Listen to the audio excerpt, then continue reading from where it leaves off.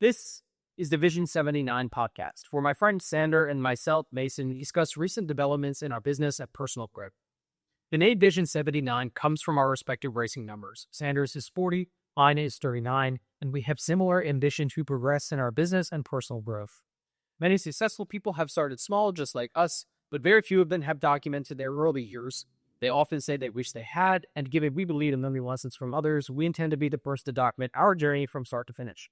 This is simply a documentary of our lives, and as such, we do not monetize these videos, so enjoy the ad-free content.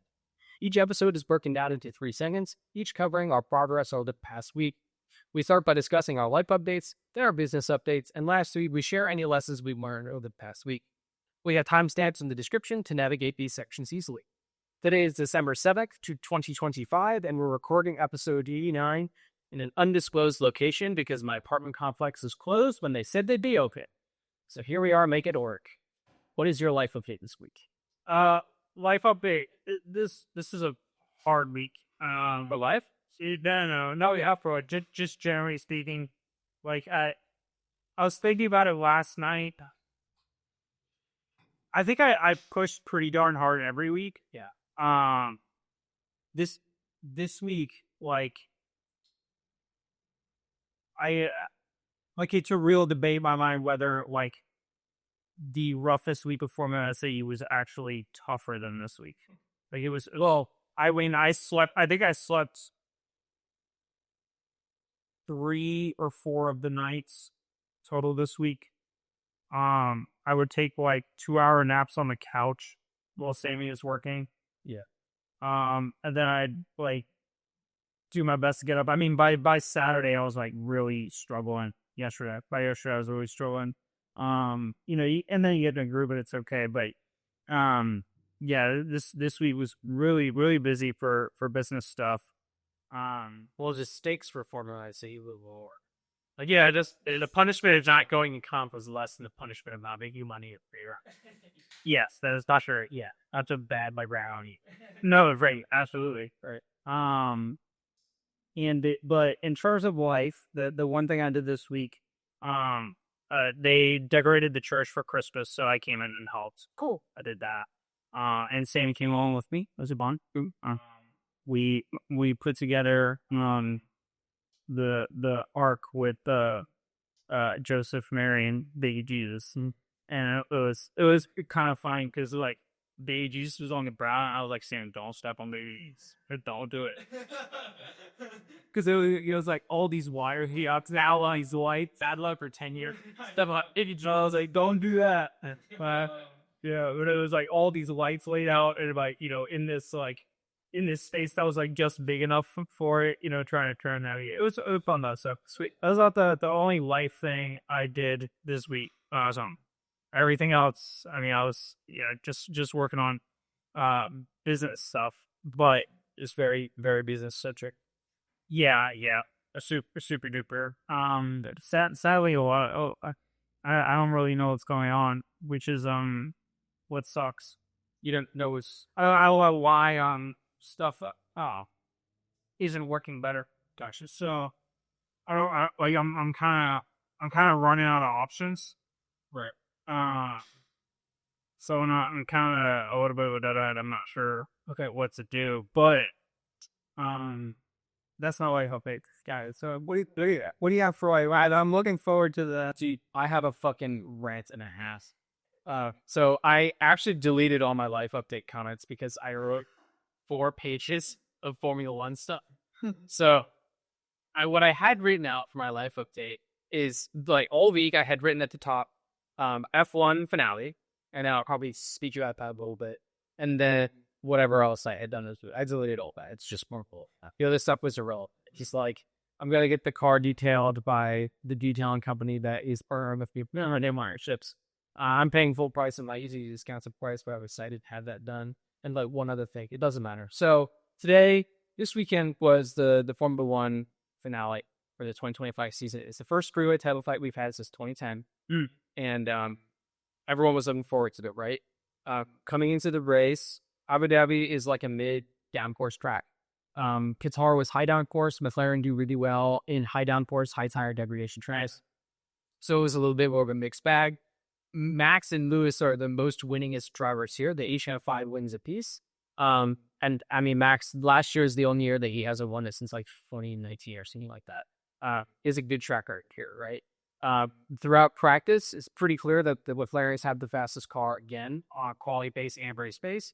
But Austria Gasly does use it practice 1 because they have to field rookie drivers. Each driver has to give up their seat at least twice a season. And Austria decided that the first practice of the last race is going to be when he gives up his second B time.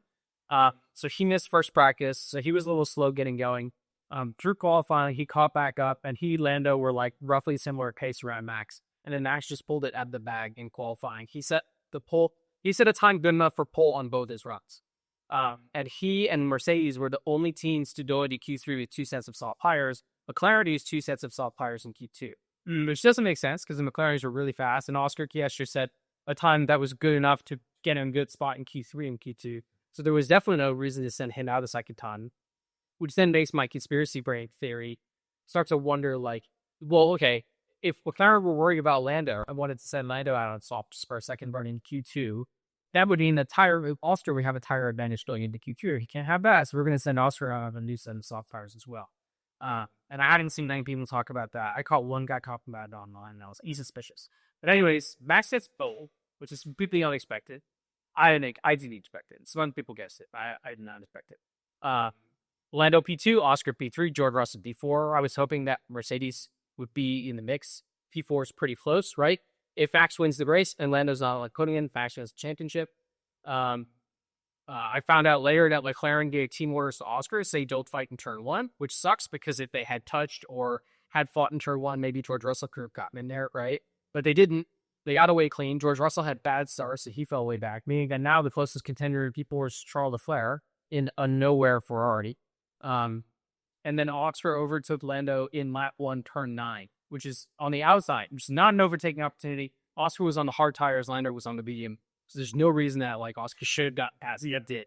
And all weekend, I mean, Max had been putting on piles of pressure on Lando. In every interview, in every press conference, it was just Max is cool, calm, collected, and everyone's like fiery questions at Lando. Like, in 2016, if Lewis Hamilton won the race, Nico Rosberg still had to finish lower than I think 4 to win the championship. So Lewis backed them up to try to get the Sebastian Vettel to overtake Nico, right? They were like, Lando, Max does that to you. And like Lando was like stressing. Like you could see it in Stacy stressing, right? Which is like now it's the perfect opportunity for Max to put on that pressure. And so Oscar getting ahead of Lando messes things up because now Oscar's on the hard tires. So Max can't back up the field because Oscar can outlast him on that stint. So then Max should have to pit and then overtake Oscar on track, which he doesn't want to do because in these cars, it's tough to follow, it's tough to overtake, even in a trap where you can overtake like Ardetti. And so the race continues on. Charles Leclerc falls away because he's in a Ferrari, can't do anything. Everything goes according to plan. There's no DNFs. There's no crashes. No one bangs wheels. There's no red flags. There's no safety car. There's no yellow flags. There's no double yellow flags. There's nothing. It's just a clean race to the end. Max leads the race by like 20 seconds. There's almost a full pit stop behind him to Oscar Piastri. And Lando finishes third, which makes me sad because I genuinely don't think that Lando deserved it. And I'll preface this whole rant because this will feel rant. I'll preface it by saying the Alex Ramosi principle of there is no deserving, you either have it or you don't, does apply. It's true. Lando deserves the title because he has it. But I'm going to allow myself to get emotional and irrational because it's the way that I feel. And I think that other people deserve it more. I have a lot of learnings from this whole thing, right? But this race perfectly reflected the season because McLaren had the fastest car, clearly. Max was not fast in practice. He made set of changes overnight, and then he pulled a lap out of the bag and qualifying to put her on pole.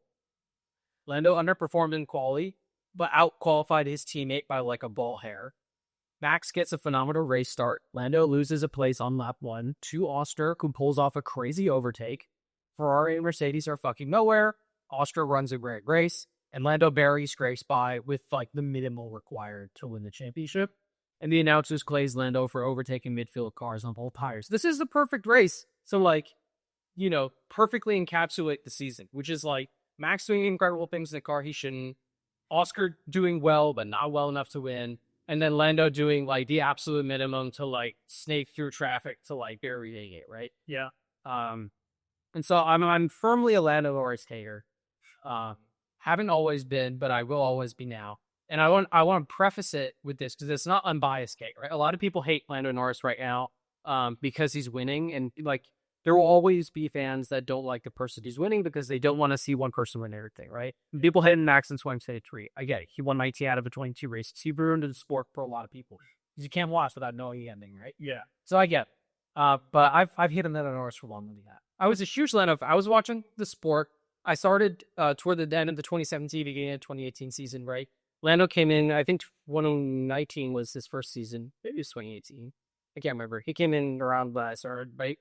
So I was watching Lando Norris was a rookie. I was a huge fan. He was a nice kid, super humble, really sweet, immensely talented.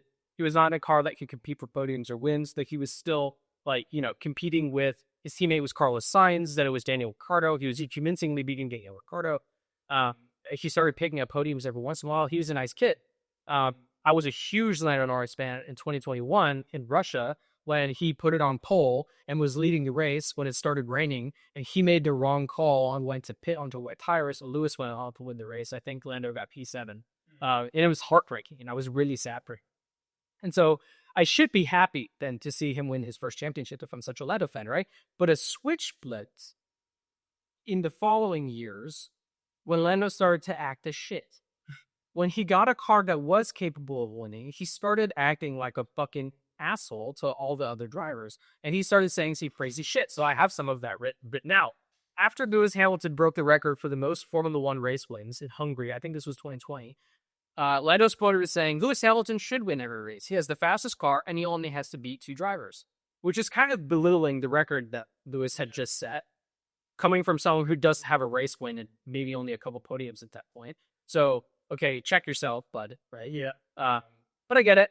He's 19, 20 years old. He's going to be a shit, right? Everyone's a shit with 19 or 20 years old. He will with sure. After that, Sochi happened in Russia. Maybe he'll understand that winning a race isn't as easy as it takes, right? And then he comes out with comments that are saying that people are undeserving winners because they had the fastest car. And that doesn't make them the fastest driver. They don't really deserve to win. They just have a fastest car. The irony is palpable.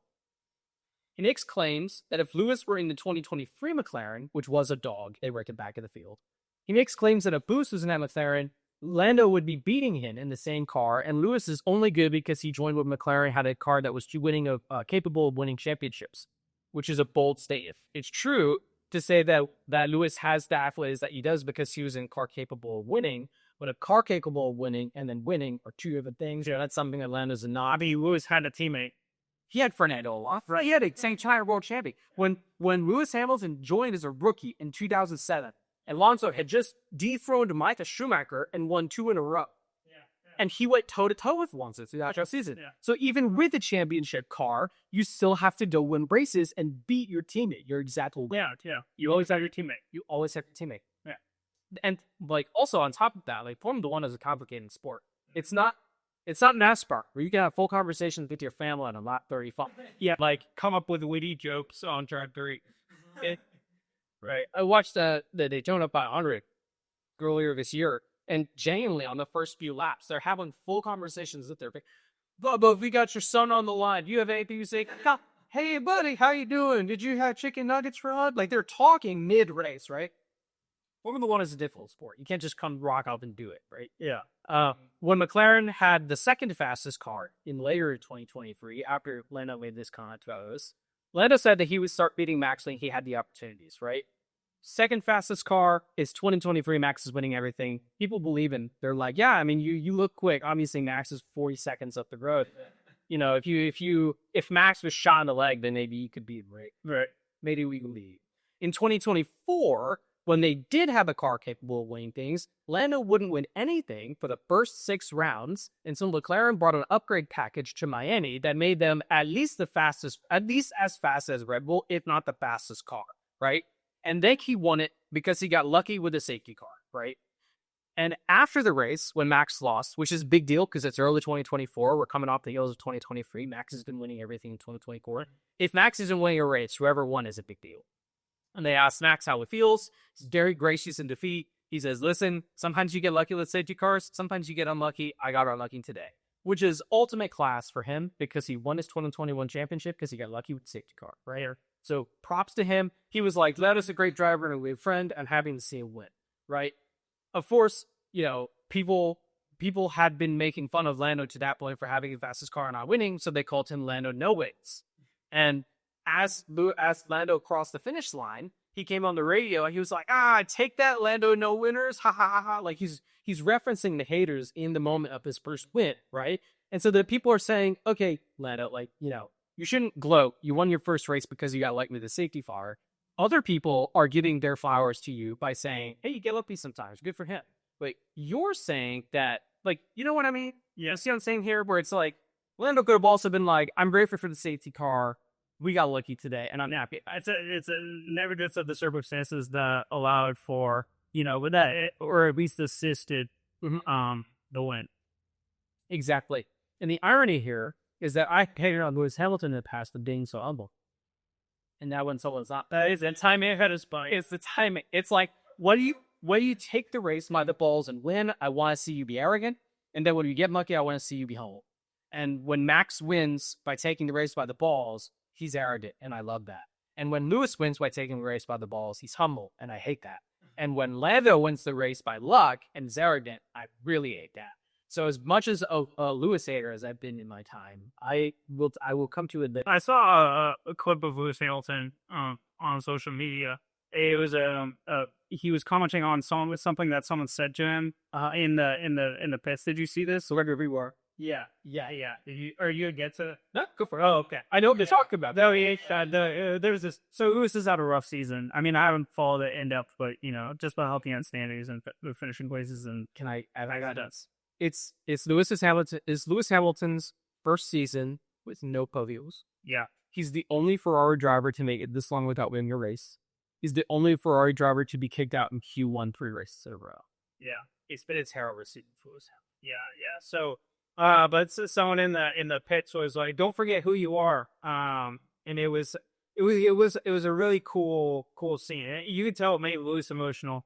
Anyway, I can, obviously I can't feel it, what it feels like for him. But like I can get a sense of like kind of what that vibe will be. Yeah. I mean, you lived in top tires before. Yeah. Hell, it was like it was touching for me too. I was like, yeah. I mean, like. Because it is true, like he is 7-time, like he kicked ass for many years. Like at people who were well qualified. So is that right? Yes, yeah, right. I mean, he's not nobody. He's not a slouch. He's had a really rough season, and like honestly, like I'm sure there's like way better in-depth breakdowns about why and all that stuff online. But I mean, just like stuff like. Just at least from my angle, like sometimes you just don't mesh well with a team in a car, and it's really, really challenging to compete effectively. Like I had that in karting, where it's just like the sun wasn't bright, the track wasn't, like I couldn't feel the track out well, or like personal stuff with the people I was working with wasn't working well, and I would get to go on track. Like it can be a mixture of things. Yeah, and I think it is important to not forget who you are. I mean, he is 7-time world champion. Like he's a serious driver. And so I thought that was a really cool like moment. Yeah, there. The big issue with Lewis, I think, is not really so much him. It's adapting to using this new area of cars where the ground effect is a big deal. Yeah. Because when he joined Formula One, he came from karting. He came from the lower series of Seeger Racing, right? And those cars were shorter wheelbase, much lighter, right? Had a lively rear end, right? And Lewis is a really late hard breaker with a very wide geometric line, right? Drives a very tight line. And with these ground effect cars, they're way heavier. I mean, they'd gotten heavier even before ground effect and much longer, but the W11, like his late 2020s or late 20-teens cars, they were long and heavy, but they were truly very fast, right? Yeah. But with the ground effect cars, you don't have the Mercedes and Ferraris of the ground effect era had not been designed very well. But for the ground effect cars to work, you have to keep the car really flat as much of the time as possible to keep the floor level parallel with the floor. So if you're a really late hard breaker, you're going to pitch the car forward a little bit, right? And so then you're losing your downforce mid-quarter, And then you open yourself up to like oversteer on entry or understeer on exit, depending on the weight transfer. And it's really, truly like very difficult to get a handle on these cars. Even Lando and Oscar in the McLaren, which is by far and away the fastest car by multiple tenths, if not multiple seconds a lap across the whole season, right? Even they have moments where Lando, I've seen so many breakdowns of Lando. He moves his hands a little. He opens his hands a little bit too quickly on corner exit. And then that opens himself up to balance problems. It's just because his hands are moving like a little bit too quickly. But these cars are sensitive. Yeah. And they're difficult to drive. And Lewis's natural driving style is not akin to that, right? But Max, who starts braking a little softer and then prefers a very V-off line compared to the wide entry, like geometric line, Red Bull can design the car around him where, as long as we can keep the car flat and stable around your point of rotation, which also has a much lower mid-corner speed, then we can make our work for you. But for Lewis and George, that's not the case. I saw a Ghost video that was really cool. I'd never seen an F1. They had a video game Ghost video with the layout and Max. Yeah. It was actually really fun for me to watch because of the line difference. Yeah. And also watching like apex differences, because like Max very consistently had like a more beat offline later apex with a tighter exit accelerating earlier, with slower mid corner speed, but like he pulled every triangle on the straight. Yeah, which was actually really cool to watch, because that's like very similar to like how I approached a lot of my shifter karting. It's it's like very aggressive entry, dog the mid corner, and then just shoot out. And it's advantageous from if you're in the front of the pack, it's advantageous too, because you can defend on entry, and if you're slow on mid corner and the other person isn't running the same line for you, like their mid corner speed is going to be hindered by you being in front of them. Yeah, so they're not going to obviously react 0.00 seconds from when you accelerate, right? And so at least for some time it can be a good defensive positions. Yeah, it was cool to watch. I like the Ghost video a lot. I didn't see it before. Yeah, it's new. This season or last season, it's new. I think they had it for the first race of the season in Australia, which was wet. And it was Lando P1 and Max in P2 for the back end of the race. And watching their lines in the wet is really interesting because it was a wet but drying track. And so they would either use the water to cool the tires down because the inner knees were overheating, or they would try different lines to see like, okay, is there enough grip or is the rubber still wet and I can't go back on the standard racing line? And I mean, if you're driving a V-off line to begin with, then you're not driving on the geometric racing line most of the time. And so that your preferred driving style is one that's going to work better in the wet because you're off for rubber most of the time. At least the big corner, right? Yeah. And then, so it could go, man, dude, there's so many good breakdowns with Brazil last year where Lando started up front and Lando did the race and Max started P17 and went on to win. That was the entire day of the race. And Max dominated the whole field. There's on lap 1 or 2, I think it's 1, he overtakes like 5 cars in a series of 2 corners. Just because he's off the racing line, everybody's on the geometric racing line struggling for grip. He's just one car width off, passing people around the outside. Yeah, because it's more grip. Yeah, it's super interesting. But needless to say, Lewis has not had a good season. It's not entirely to him. The cars are very difficult to drive. He's his own time bullshit. Yeah. So back to my Norris slender. Last year, he wins the race in Miami. He does handle it very well. Still, people are generally happy to see him win a race. I was happy to see him win a race because although some of these things were bothering me at that point, I still liked Lando Norris as a whole. I was happy to see him win a race. Bummed at Max Leak because at this point I'm a big Max fan, but still. So what does he do with the next 2 races? McLaren have the fastest car, irrefutably, right? In Canada and Spain, he embarrasses himself, losing the lead from pole on lap 1 and then ends up losing both races, right? Underperforming with the fastest car. I'll re-quote what he said earlier. If Lewis, of course Lewis should be beating everyone. He has the fastest car. Okay, so this is 2 races in a row that Lando hasn't done this now with the fastest car. In Austria, he crashes into Max after failing to overtake him, still in the fastest car. In Hungary, Lewis compliments Lando's McLaren after winning, saying, hey, you guys are fast out there. And instead of Lando saying, oh yeah, our engineers did a great job, or oh, it's all the mechanics, or like, yeah, I've got a great team, or whatever, he said, yeah, he got izzied. And he said, yeah, well, you had a fast car 7 years ago, now it's our turn. Which is like a shady thing to say as someone who's complimenting you, right? Yeah. And Lewis has always been nice to Lando. Yeah. What Lewis was the one who won the race in Russia in 2021, but Lando didn't do it. And his fuck you was like, listen, I'm happy to win because I'm in a title fight with Max, but my heart bleeds for Lando. He'll be a world champion one day. He's a great guy. So to say that is really shady, right? Then he would win in Zandvoort in the Netherlands, which is Max's home race. Zandvoort was only on the calendar because Max is in the sport. Max brought back. That's a genuine fact, right? Yeah. So Lando wins in Zandvoort. This is off the tail of 2023 when Max was winning everything. He won in Zandvoort. I actually think Max won in 2022 in Zandvoort too. And after winning the race, Lando uses Max's catchphrase and very sarcastically says simply love it, right? And after the race, everyone was like, all the British media was like, oh, that would die. It was just like, hey, well, you didn't mean anything, right? But Daniel Ricciardo, Lando's ex-teammates, but yeah, he was like very cheeky of Lando to say something, but that's going to piss Max off. And then Max, Brazil. Yeah, fucking won everything. So that's my next bullet point. After losing the race in Brazil to Max, who started P17, Lando said that the cars that benefited from the safety car are just lucky and there was no talent involved. And this was around people asking him questions about, I mean, Lando had a shot that he should have been world drivers champion last year. McLaren had the car for most of the season. Lando could convert. His championship died in Brazil last year, right? And when people were grilling him about it, he said, just talent. Just luck. There's no talent involved. And then after that, after losing to Max, I think this was at the end of the 2024 season. I can't remember. He says, this is a direct quote, "It's hard to beat someone who was born into an F1 seat. If I could go back and choose how to be a better driver, I have parents who were drivers. I'd be in the paddock as a kid.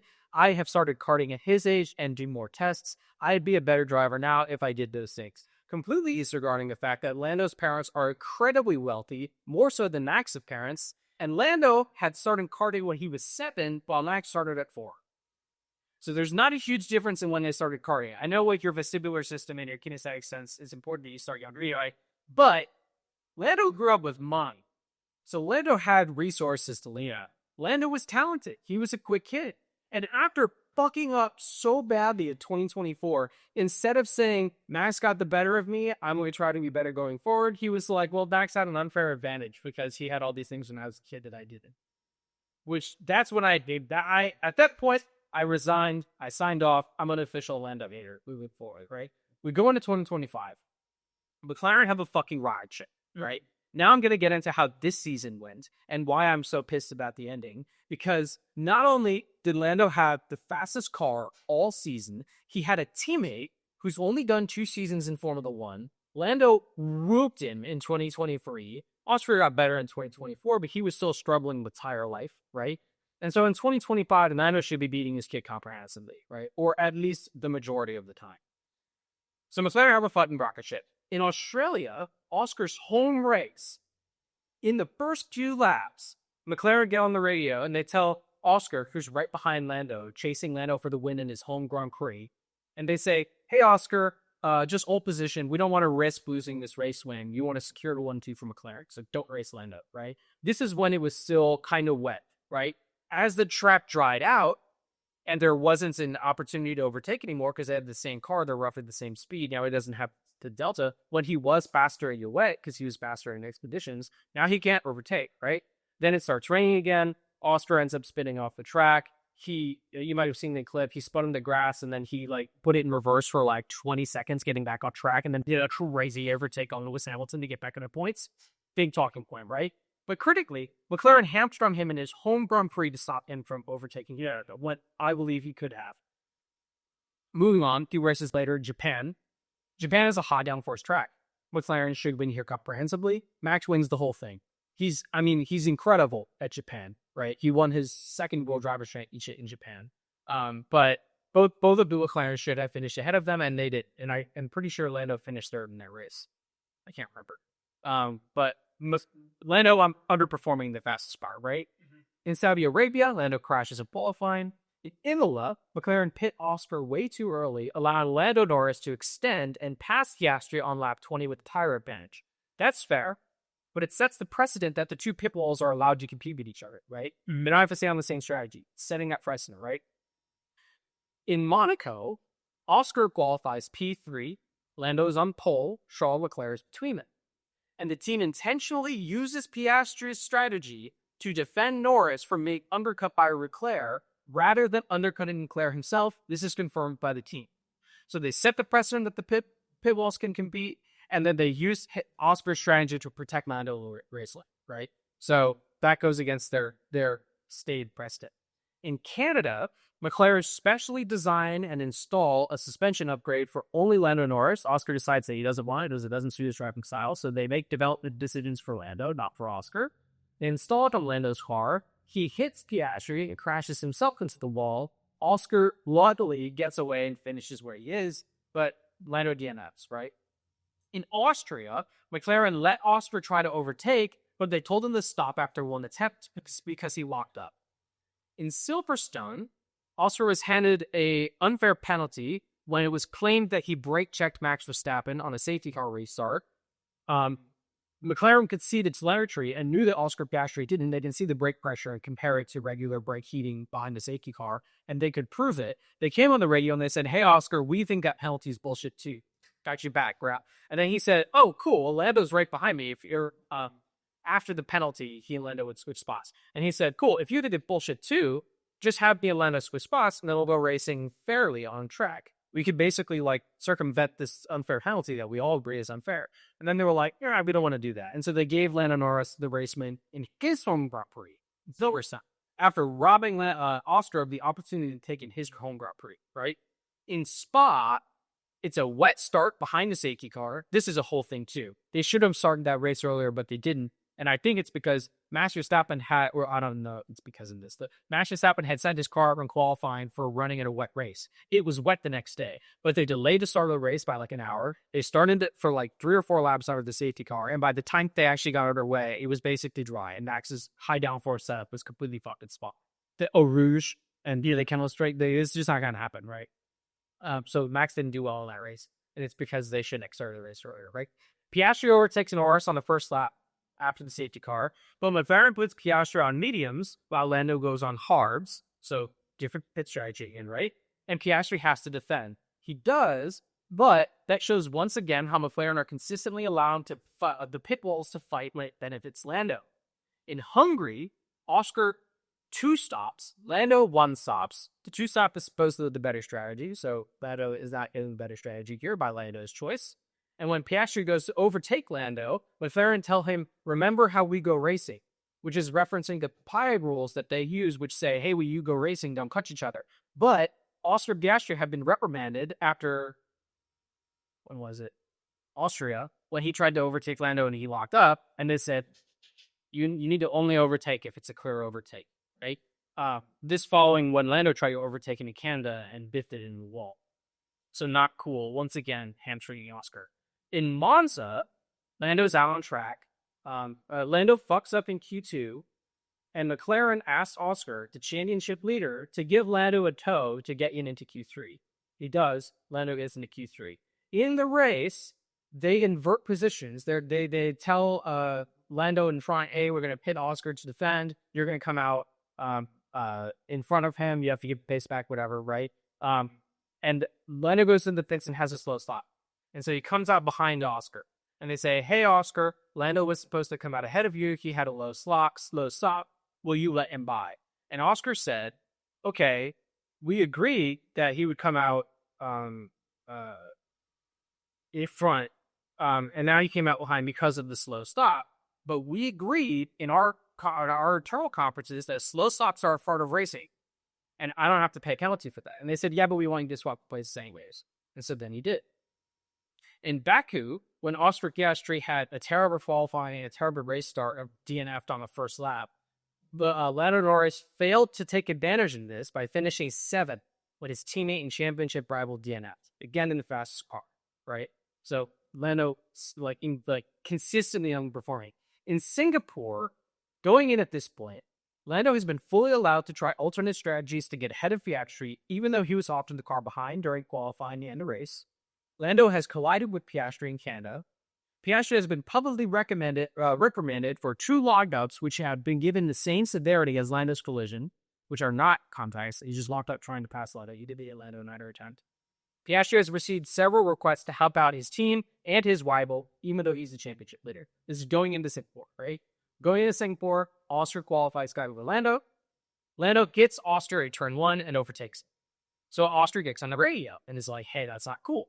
And the team shrug it off. They're like, man, Rugby's racing. And he's like, no. Compile rules means you can't kind of contact each other when you try to overtake. Lando just hit me. What are we going to do about this? And they were like, well, we'll look at it after the race. And Oscar was like, let's not look at it after the race. Have him give me the position back now as he overtake me. And they were like, oh, we'll look after it after the race.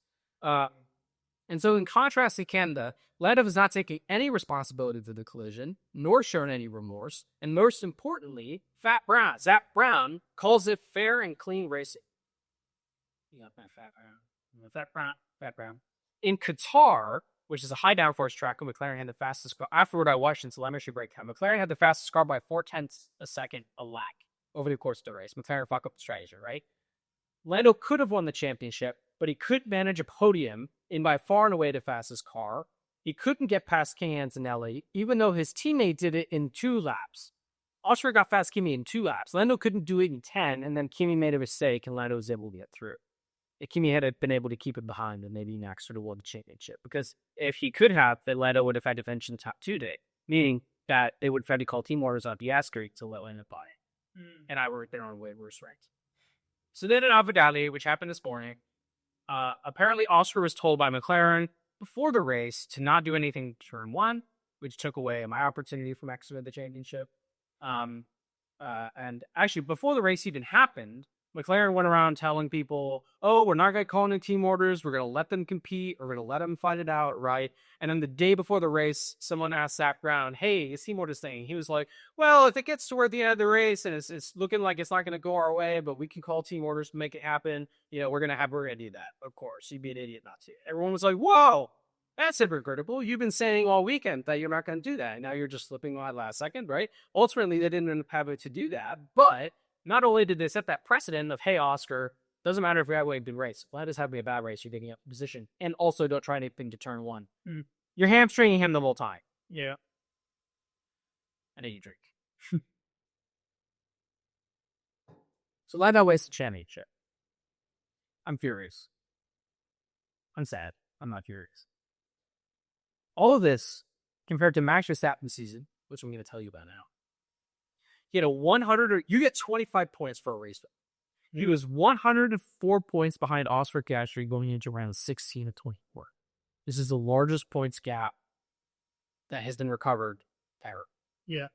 He ended the season 2 points behind Lando and 11 points ahead of Oscar, meaning he overhauled a total of a 115-point deficit to Oscar in 9 races, which is statistically the greatest comeback in motorsports history. I listened to a podcast earlier this week about a guy who watches like IndyCar, NASCAR, karting championships. He watched it. He's like a statistic nut. And he did the math, and he was like, this is already the greatest comeback ever, even if Max doesn't win the championship. Wow. So from the second he got a car that might be capable of winning in Monza, he finished. So this is from Monza to the end of the season, so those 9 races that you brought it back. First, second, first, third, first. A lot of race wins there, right? For comparison, when Lando had by far away the fastest car in the first 9 races, he finished first, second, third, fourth, second, first, second. A lot of seconds in there. Just teammate who was doing a better job. Before he was completely entrapped by Miller. Max lost with Brace, and he spoke very highly of the team, ending the season with the most poles, 8, and the most wins, 8, and 71 wins over his career. So Max had a great season, right? Max was surprisingly graceful at the end of the race. He was like, I didn't even expect to be in a championship fight. My team did a great job to overcome a lot of adversity to even make this happen. This was still like the greatest comeback run ever. A lot of love to my team, much love to Lando. Like, I knew he could do it, whatever. Like, Max didn't have a bad thing to say about Lando. Whereas Lando has had bad things to say about Max after just a race win, let alone a championship win, right? So, what is my road to recovery?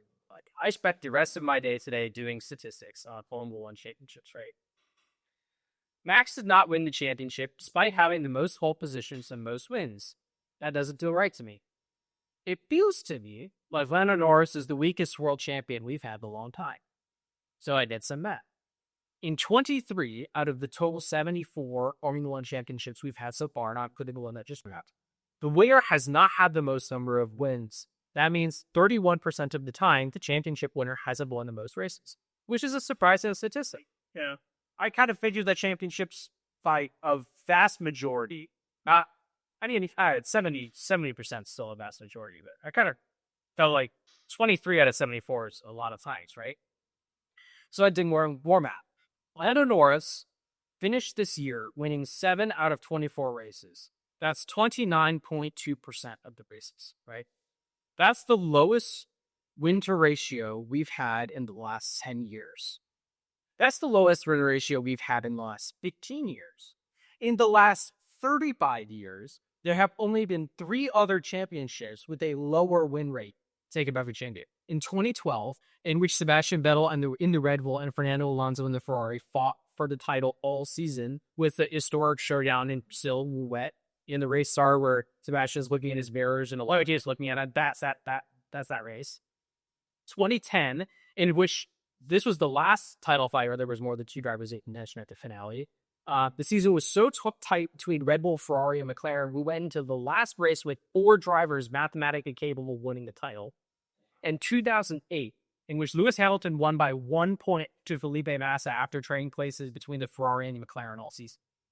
So the commonality between those 3 in the last 35 years and this year is that there's multiple teams with championship winning capable cars and multiple championship winning capable drivers, right? Very tight. Not at all the situation this year.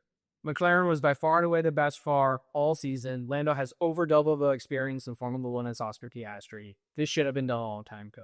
So then I ranked every year of Formula One. And this year ranks 56th out of 75 on the win-to-race ratio. This puts this season in the bottom 25% of dominant F1 seasons, not accounting for the aforementioned seasons where it's actually going to be close. So like some of the seasons are like Cross and Sun, right? They are going head to head, right? Not include like that is included in this bottom 25%. So this is amongst the likes of really competitive seasons. I have written here, on its own, it might make you think that it was a tightly fought season to stiff competition. On the contrary, McLaren had by far away the fastest car all season. No doubt. This fact has made me appreciate the likes of Max Lewis and Sebastian Vettel. When they had the fastest cars, they won the races they should, for the most part, and even some that they should. Lando Norris won some of the races he should, and has yet to win one that he should finally. Speaking plainly, Lando doesn't win races without the fastest car. Lando doesn't win this championship without the fastest car and the team holding his teammate back. Lando doesn't win this championship if Max has a car capable of winning more than 2 of the first 15 races of the season. This championship does show you not the ability of Lando, but really the resilience and brilliance of Max and how great of a team leader he is. Not only was the car terrible in the first half of the season, there were rumors about him going to Mercedes midseason. There were rumors about Max not being in the top 3 in the championship standings by the halfway point. He was allowed to trigger exit clause and leave. Not only did Barney Horner was fired halfway through the year, amidst all this controversy, Max stuck with his team, believed in them, and then turned this season around and did the greatest comeback ever. Yeah. All without knowing what the car is going to be like next year, right? So that really showed me the absolute ability of Max Verstappen. Additionally, it really made me appreciate the grace that Lewis Hamilton showed when losing in the 2021 under contentious circumstances to Max. That was some of the most respect I've seen in all of sports, and equally, the grace that Max showed to Lando today is on the same par. This stands in stark contrast to the lack of respect Lando shows others when they've been a race when he had the car to and failed. And so this has given me a whole new appreciation for the dominant drivers that we've had recently. And I learned a lot about the history of Formula One and how these championships work. There's so many championships. There's so many champions that, Keke Rosberg won 1 race in his whole season and became champion. There's a lot, like all champions are not made equal, right? There's been 35 of them now, including Lando Norris. Some of them are the Schumachers, the Maxes, the Lewises, right? Yeah. And some of them are the Keke Rosbergs, right? So some of them are the Lando Norrises, and some of them are not going to be the all-time greats. And I think the reason that this bothers me so much isn't that he won the championship. It's that he won the championship while Max is on the ring. and doing a better job. Like, I genuinely think when you compare what the car is capable of and what the driver extracts from the car, Max has done more with less, and Lando has done less with more. And I think that the McLaren car has been designed well enough that the team deserves the Constructor Championship 10 times over. They won it 8 races ago. They deserve that, right? They have more than double the points of P2 in the championship. They are, by far and away, they deserve their flowers. The best is on the car. Clear. But I do not feel like Norris was the best driver. But if you have a car good enough to overcome how bad other people's cars are, the delta, like, if Max had a car capable of 10% and Max is capable of like 80%, and it evens out to 90 total, and if Lando has a car that's capable of 50 and he brings an extra 41 and he's at 91%, he beats nice. See, Yeah. and so that brought me a whole new appreciation, not only for the history of the sport and what it takes to become a world champion, because in my time watching, I have only seen Lewis Hamilton and Max Verstappen championships. That's it. So what I've seen is, to be a world champion, you have to win most of the races or go to toe with one of the greats in relatively equal machinery. Yeah. 2021, the Red Bull and the Mercedes were very close most of the season. The Mercedes got faster in the last few races, but like, they were very close most of the season. And Max and Lewis made very few mistakes. They are the greats.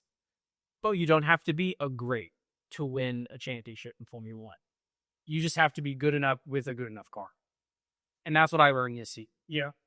Which makes me sad, because I feel like Max deserved a 5th in a row. He deserved a 5th equal in the title. But then again, I went back and I looked at a lot of these previous championships, and there's a lot of big names that should have more. Alain Prost should have like 7 or 8. But it fell on the wrong side. A DNF for not doing a race, or someone else, but just edging it out like very slightly more, right? Like, there's a great many drivers I found in history that should have more championships. So Juan Manuel Fangio should have 7 in a row. He should have won the first 7 of Formula One ever, right? But Farina won the first one. And then Ascari won in the middle of his 6. Yeah. His 5. Yeah, you won 4 in a row. Yeah, it was Farina, Fangio, Ascari, and then 4 Fangio. So, like, Fangio could have had 6 in a row, but Ascari got Farina first one. So, like, I learned a lot. I have a new appreciation for the sport. I have a huge new appreciation for Lewis Hamilton. Especially, I have softened on him a lot since 2021. I did not. He lived his life in a way that I did not prefer at all in 2021. So I was a big Lewis hater. I'm happy that Lewis lost that championship. I think Max deserved it more over the course of the championship. I was happy to see Lewis struggle in 2022. In 2023, I got kind of sad because he wasn't like winning anything, and he is a great. In 2024, he was wouldn't be dejected.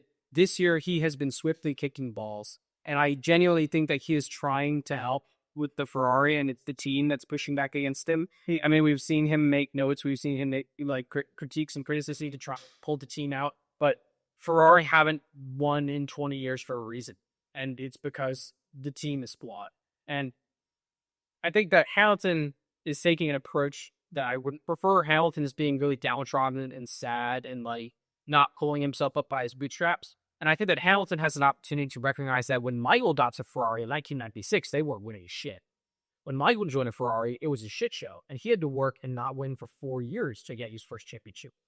Sure. And so I would really like to see Lewis come in and say, listen, Michael, Sebastian, and Alonso came in, and the Ferrari was not winning when they joined. And Michael's the only one who is able to get where he used to be.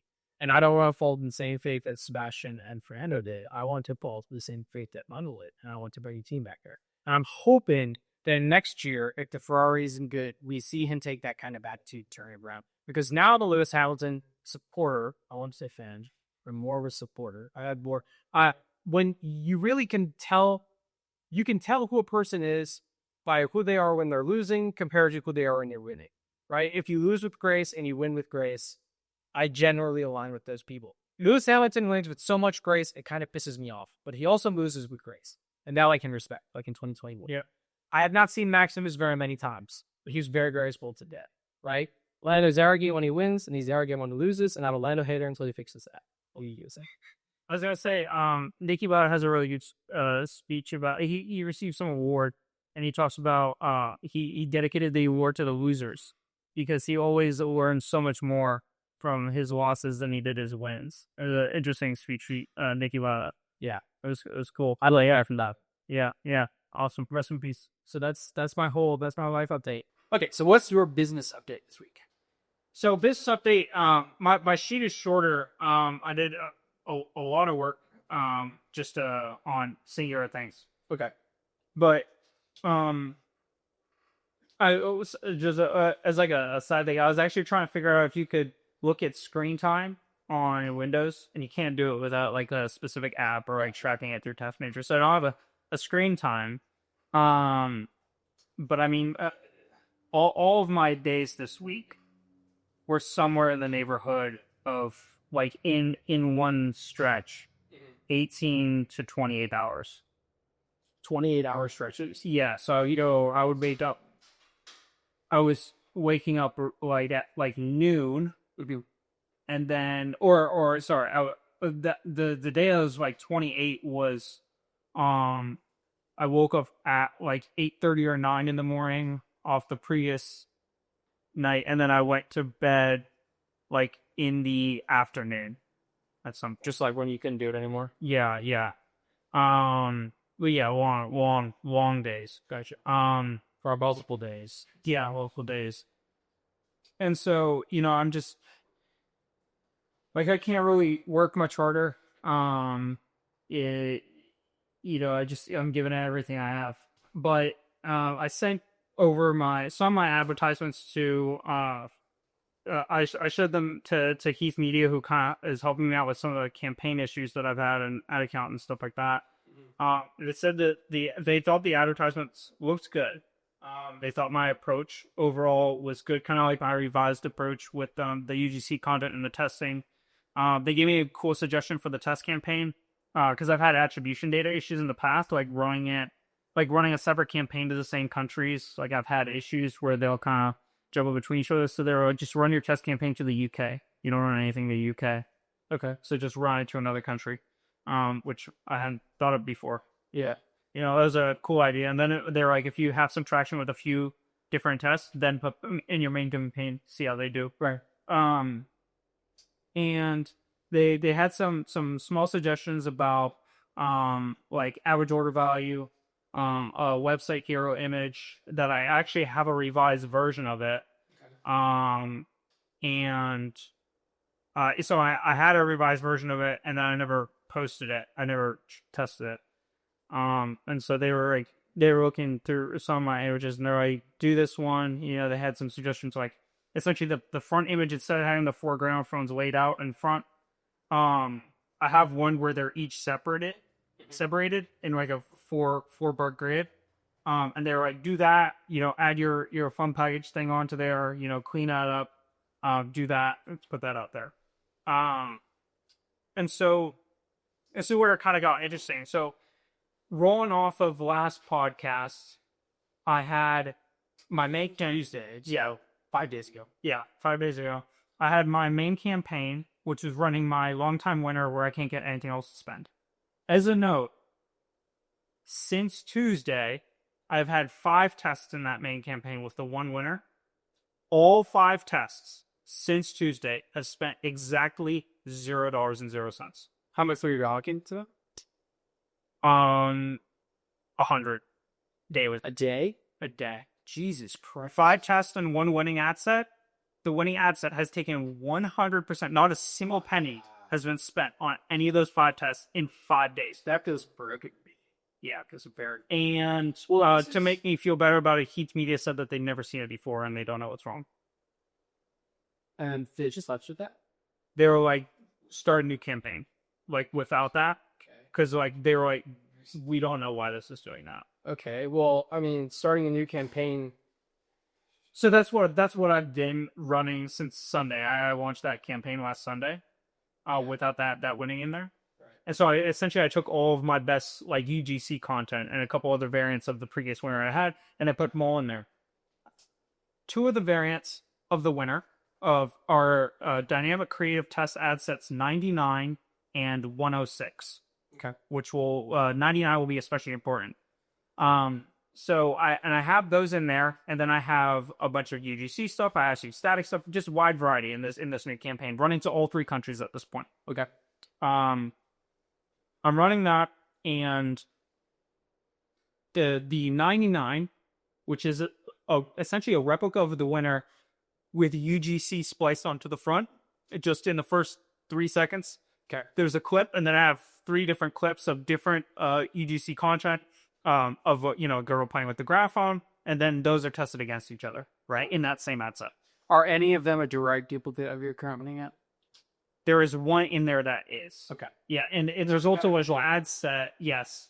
And there's another ad set where I have direct duplicates of the winner, and there's just the gramophone playing, and there's footage of the gramophone playing just the records, the gramophone playing the records, and then there's one clip with it playing a DIY record. Okay. And then there's another clip with it just the songs or stories, the records, but it's surrounded by records instead of in the same placement as the winner. Got it. I didn't replicate that placement. Okay. And those are tested against each other in the same ad set. That's ad set 106. Got it. So in 99, in this new campaign, like first off, the spend allocation looks much healthier. Like all my tests are getting some spend. It's meta's starting to work it. It's, working different ad sets over, the days, or even like half a day. You'll see it spend more on one and then kind of start to allocate more towards another, stuff like that. So it's much, much healthier. And 99 starts taking a majority of the spend. And as 99 takes more spend, my performance seems to decrease. Mm-hmm. My clicks are getting better. Like, I'm getting more clicks and they're cheaper, but the rate of add to cart to people who have clicked is lower, and my total add to cart rate looks worse. Interesting. So it's like my clicks are going up, and not only is the percentage of people who are adding to cart going down, right, but also the actual quantity of people adding to cart is going down. Now, is that that kind of feels to me like your ad is doing its job of getting people to the website, but it's actually converting the sale once they get there. That's the issue. Right. But if you haven't had this issue before on the same website, is it a seasonal thing? Is it like people are keeping this in mind to buy for a Christmas gift in a few weeks, or? Well, the hard thing is that I've never really gotten. I don't have good data on Whether this is normal, because I've run separate test campaigns, but I haven't really tracked that specifically. Right. And I could try to go back into some of my ad accounts. But most of the ad accounts where I did a lot of testing at this point got locked and then unshared. And so that you haven't access that data. No, it's gone. Creative. And so, I'm looking at this and I'm like, okay, this winning style ad I think works well because it's incredibly clear, incredibly clear, and it gets people to click, and the website, isn't potentially the website isn't providing enough new information to get the customers to convert, right? That's my thinking there, and I'm like, okay, well, I have other UGC advertisements that at this point, like these ads are.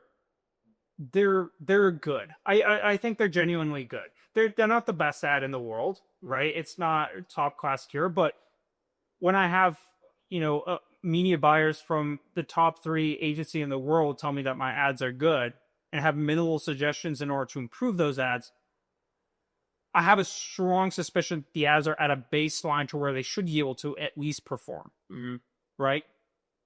And so I'm looking at 99. And I'm like, okay, well, I have other ads in here. Maybe some of the metrics won't be quite as good for them. Maybe that's why Meta's setting on this 199. But going into Thursday, I turned off 99. Okay. So this was contradictory to what you would normally ever do. Like you would never have a winning campaign with a bunch of ad sets in it, let it optimize for 4 days, and then turn off the one that's getting the most spend. Because like everything is good up until the last step, right? Right. Traditionally speaking, I turn off 99.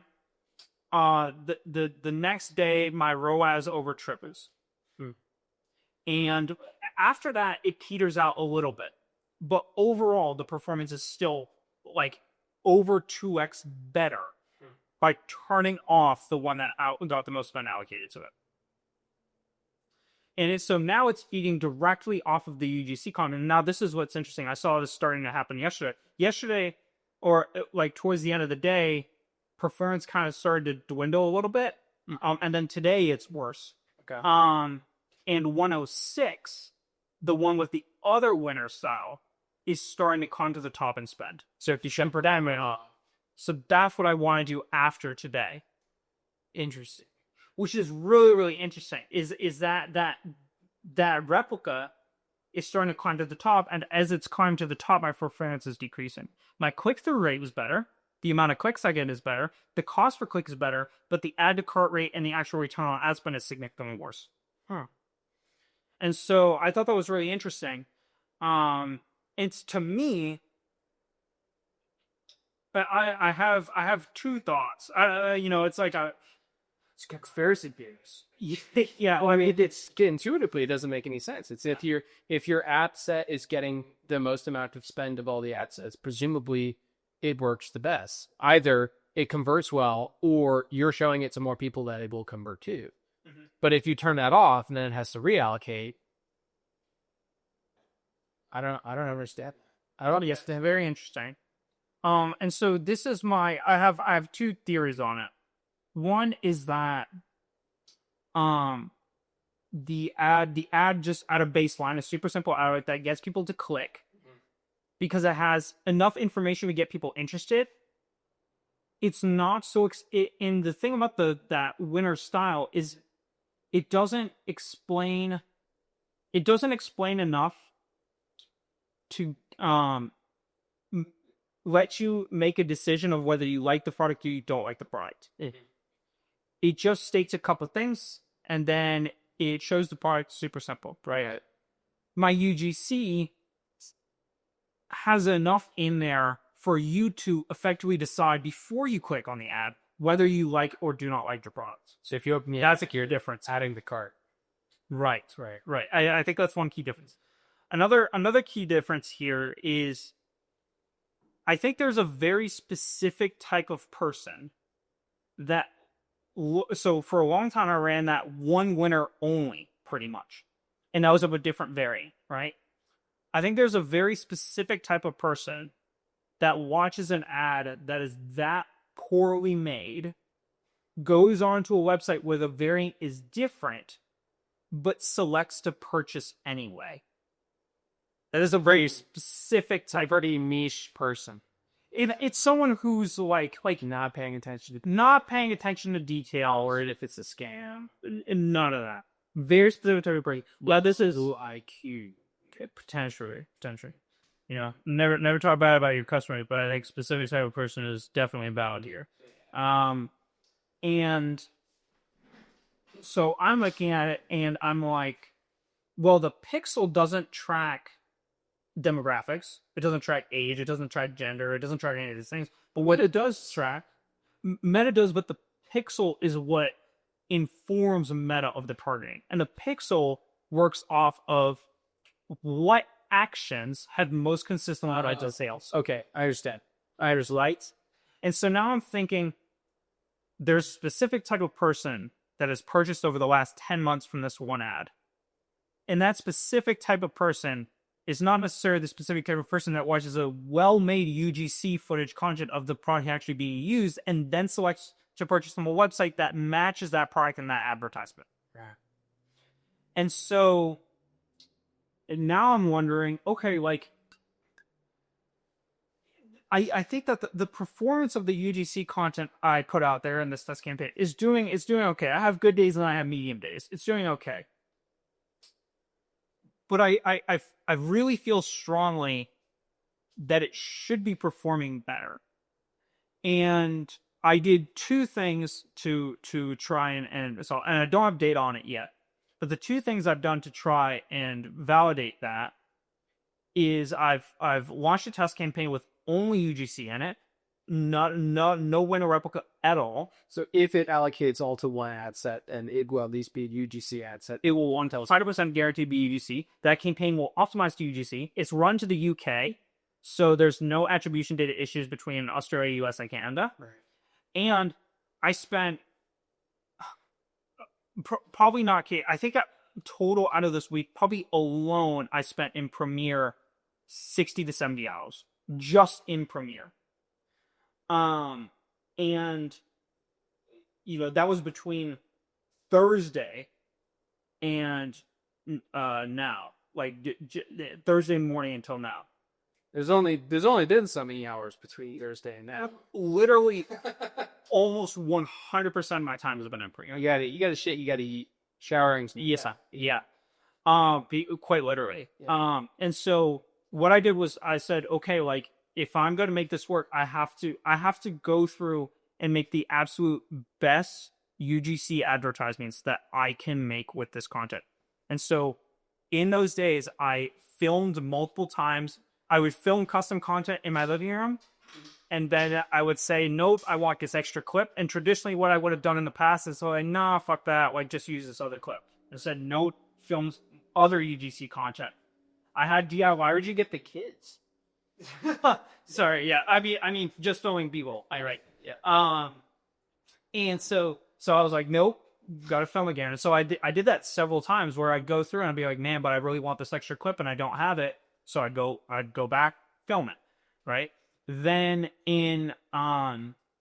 then additionally, like in the DIY recording cards, I had this one clip from a content creator of them reading a little voice recording, right? And I was just cutting that and then putting it when I had my DIY recording cards just to make life easy.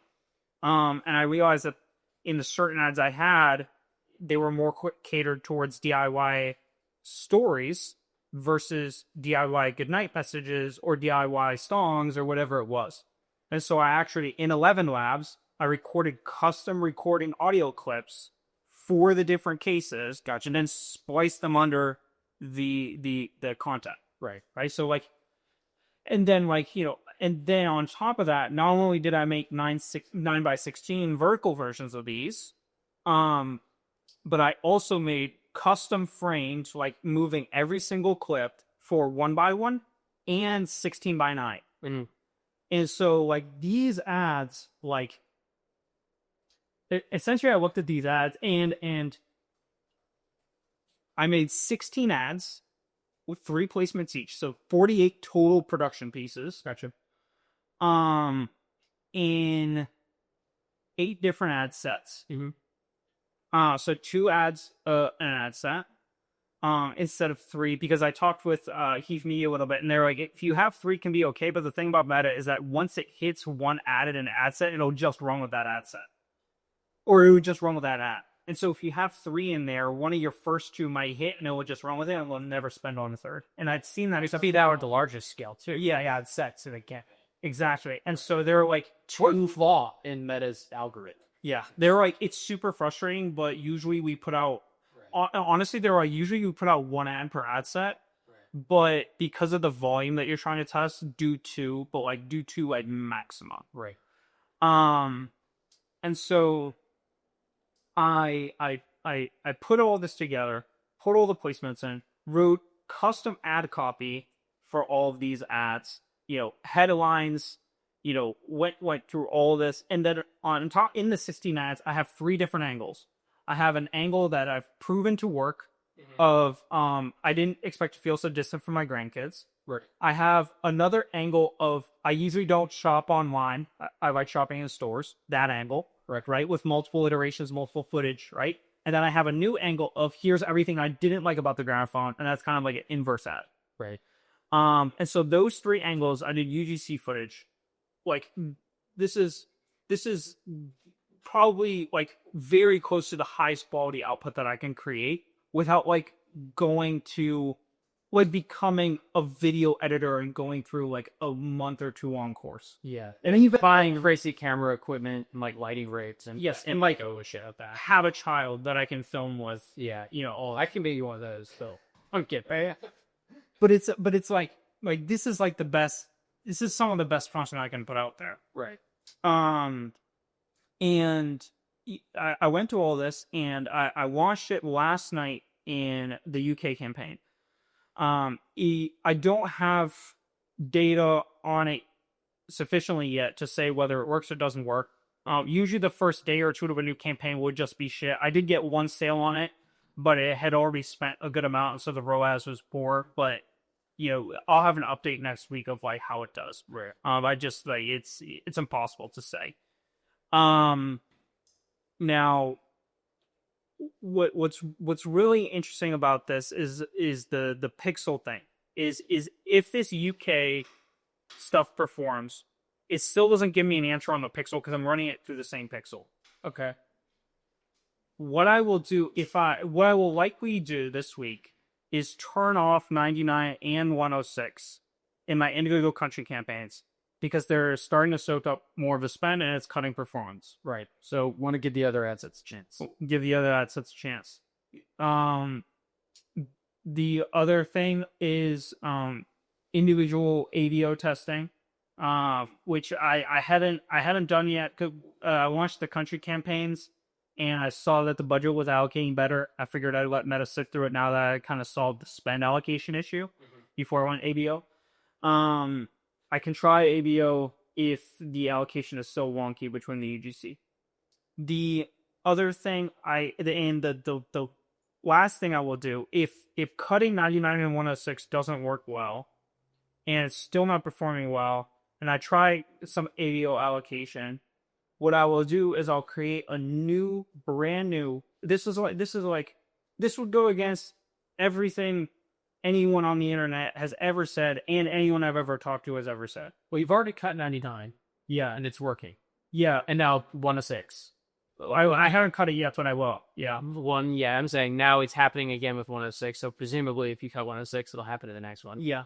The last thing that I can think of to do is to create a brand new, completely fresh pixel with no data on it, nothing, and link that to brand new UGC advertisements, just based off of what I feel are the best advertisements. Yeah. And to launch those in a completely fresh campaign with a new pixel, new assets, new ads, and see what it does. Which is just about it's just about the wildest thing you could do. Because essentially what I'm saying is neglect the over $100,000 I've spent on ads this year. Neglect the $100,000 of ads and optimization for the pixel that I spent this year in order to keep that. Neglect the website because I had to purchase it again anyway because it was pirated. And then I'm like, the only thing that I still have is the work that I've done in order to research and understand the product. Right.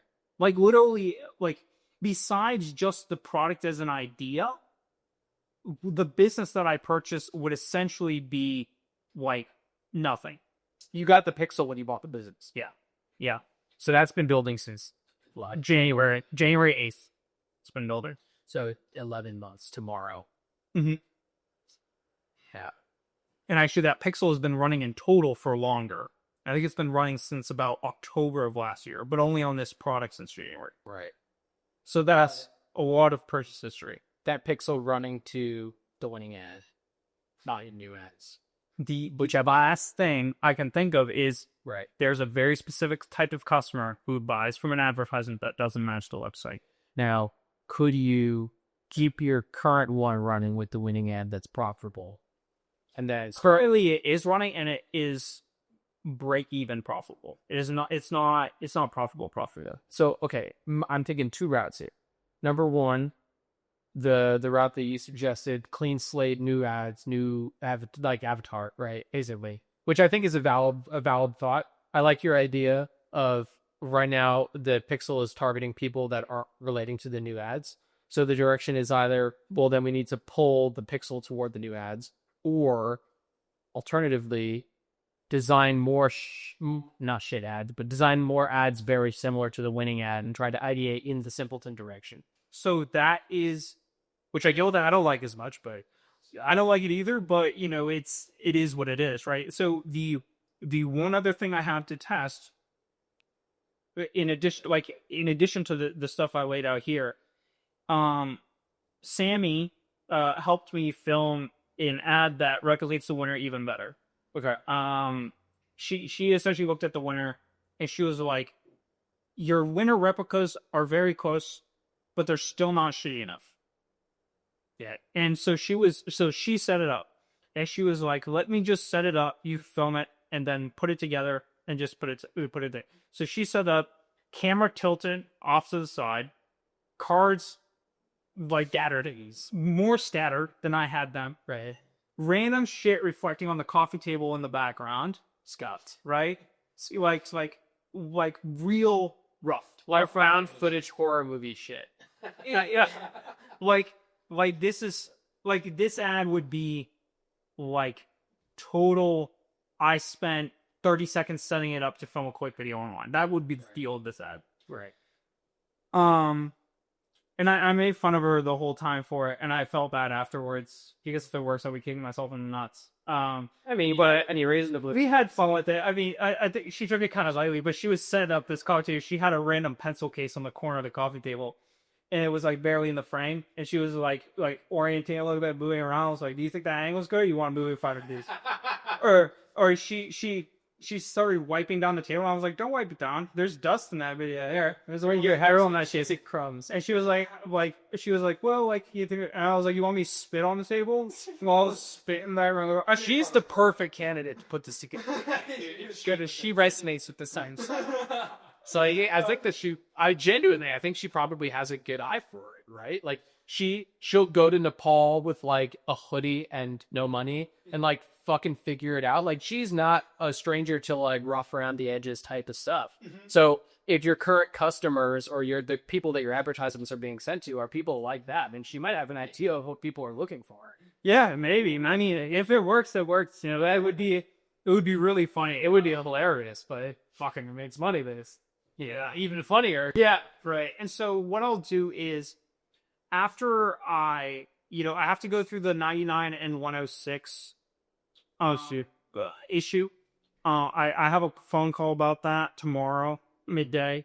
And so I'll probably turn them off tomorrow night if I select to turn them off. I think I will.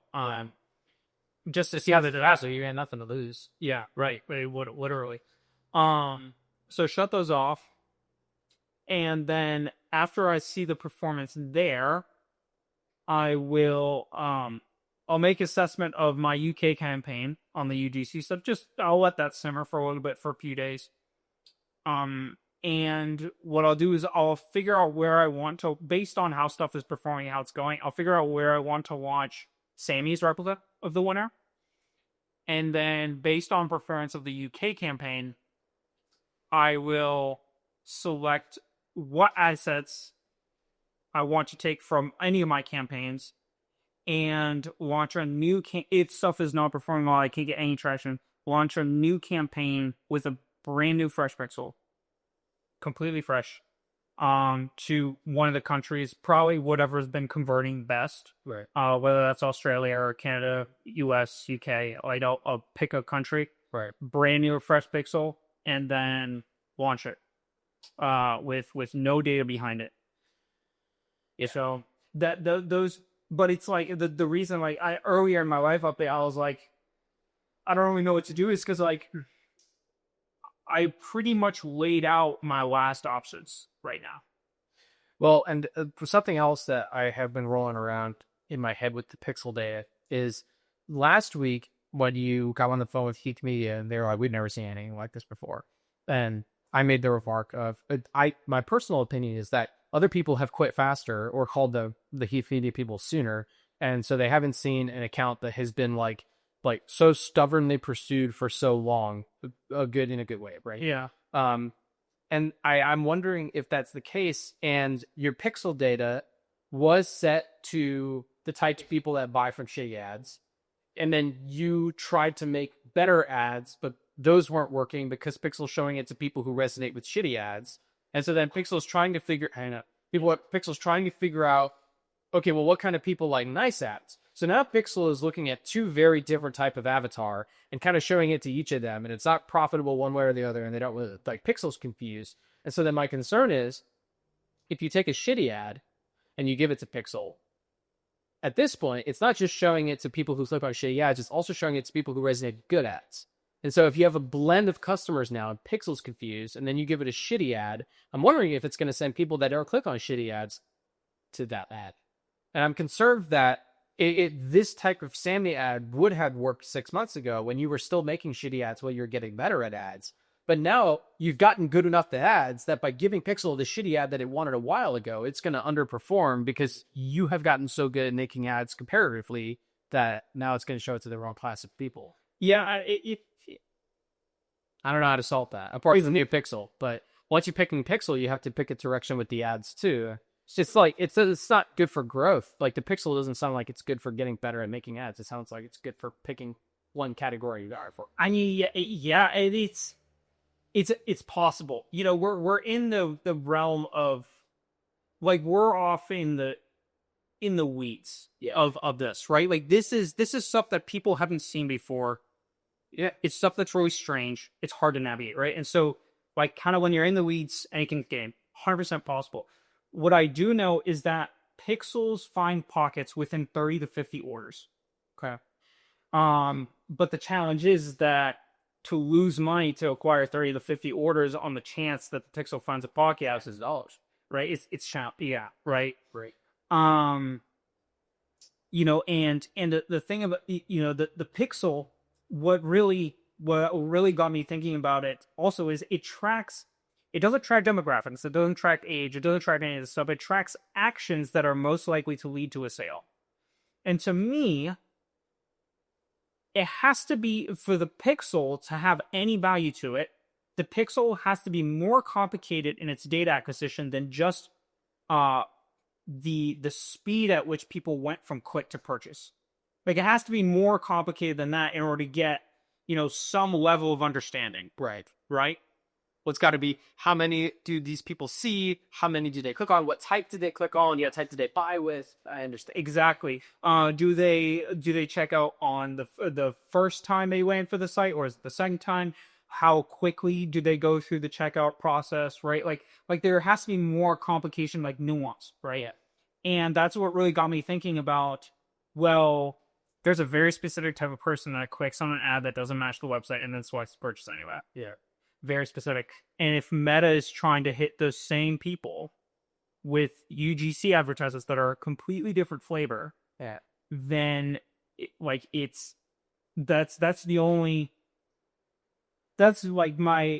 kind of like my last explanation for it, my last avenue for it. And so it's challenging because I'm kind of like down, like there's only so many variables in an ad account. Like you have campaigns, you have ad sets, you have ads. You have the quality of the ads you make, you have the targeting that you select, you have the pixel data that you select, you have optimization over time, you have engagement to consider a factor, right? Like those are the main heavy hitters, and I've hit all of those except the pixel. Like I've done several engagement tests, I've done several campaign tests, I've done ad set tests, I've done some ABO, not a lot. I've done a ton of different styles of ads. I've done different targeting. I've done narrowed reach. I've done broad reach. I've done different location. Like I've hit a lot into different settings and done A/B tests with those things. Like I'm down to like, there's not very many things left to screw around with. Can I make a parallel to my Formula 1 points? Yeah. Meta is like Lewis Hamilton, who has gotten good at driving a specific type of car. But when you take the ground effect cars and you put him in that car, he's not used to it. He's still learning to adapt. It's taking a while. It doesn't know how to show these ads to the right people. It's like confused. And so the answer might be to just get a different driver of the car. Get a different pixel data to fit the new cars, right? Or bring back the VCADs. But that's not as alluring with Meta as it is for Formula 1. But yeah, I mean, in this instance, I like the idea of starting clean with a pixel. I think that your novice curve has been steep enough that I would understand the newer ads not gelling in the same folders. I mean, like conventionally, I would think if you had a bad ad and a good ad, the good ad will do better. But if the pixel is biased because the pixel is thinking that a certain select group of people are good people to show these ads to, the new one doesn't invert. I can understand why that would be the case. Yeah. Which I think would indicate that a new pixel with all of your new ads, which I think are, and again, your first ads were terrible. They were really bad. You'd be surprised they didn't do anything. Like I'm actually curious if we had a time machine, can go back and you could step in and say, Sander, you're making terrible ads. You know, do this 99-106 thing with your current winning ad because these other terrible ads might do better if you can get some spin to them, right? But now I think you're at a point where your new ads are so much better that it might be beneficial to just like the next step that you make is going to be a smaller increment than the ones that you took in this first year, right? So if you start a new pixel with your current ads and then you still get better at making ads, that's a small enough jump that it can still be within the same audience. Yeah, I mean, it's like one of the top media agencies in the world is telling you that my ads are good. This week he told me that I actually had this note. I didn't say yet, but this week he told me, dude, if anyone can make this product work, you can. Like you're doing everything right. Your work ethic is crazy. You're hitting everything. Like if anyone can make this work, you can. And like this is an older guy. And he's British. Yeah. And so it's not like, you know, he doesn't get paid extra by making you smile. Right? I paid him. They've already got their 6K from you, so you're already booked. Yeah. Yeah. They're booked. And also his incentive is to making money and not making me happy. Right. And so I think he would tell, like, if it was bonk, like he would tell me, and he asked me a lot of the good questions of like, what's the return rate? What's your average customer return rate? What's your AOV? What's your fulfillment cost? What can we do to get the AOV up? Right. So he's like invested in making sure that I make money in this business. Right. And so I have confidence that he would tell me if shit was messed up. Well, and so they also agree that your current winning ad is not a good ad compared to your new ones. He subjectively is baffled by winning ad. So he's in the same seat that Angela from it's fine. I mean, everyone knows, you know, you can love a marketing director for Body Tanner, so it does. 10 people watch those episodes. Don't worry about it. Yeah. She said she watched the winning ad too, and she didn't understand why it won either. Okay, so then and she did marketing for Black Derek. Like, this isn't like a nobody. Right. You know? Well, this gets me fully on board with the new pixel idea. As unfortunate as that is, because I understand it's going to cost a shitload of money and take a shitload of time. Oh, your microphone is going. Oh, the flash for a second. Just flash them for a second. Good. Okay. I know that the new pixel is going to take a shitload of money and a shitload of time, and it's not an ideal move. But I think that what we're learning here is we don't really know what data the pixel had before you got it, right? Like, we don't know what ads were run. We don't know how important initial first impression data is for pixels. It might bias its first 5 sales above all else. We don't know that. And so if your old mentor sold you this business and the first couple ads were to a wildly different set of people, and the current winning ad is the TikTok grip that he found that worked for him, then, you know, it might be totally screwed. And like new picks, I mean, let's think about it this way. If Heath Media is looking at your accounts and they're going, dude, this shit's fucked, and we don't know why, something's going wrong and you haven't been involved from start to finish. There's still a blurry 3 months before you got a hold of the account where we don't know what happened, right? And so, I mean, I really hate to say that a new pixel might be beneficial, but it might be better. I mean, it is what it is, right? At this point, the current pixel might be so confused with your new better ads that even if you give it shitty old ads like Sammy's, it still might not work. I'm a fan of trying Sammy's idea. I think it has potential, but I'm worried that we're past the point of development where the pixel's like throwing its hands up. It's like, I don't know what to do with you anymore, man. You're feeding me weird shit.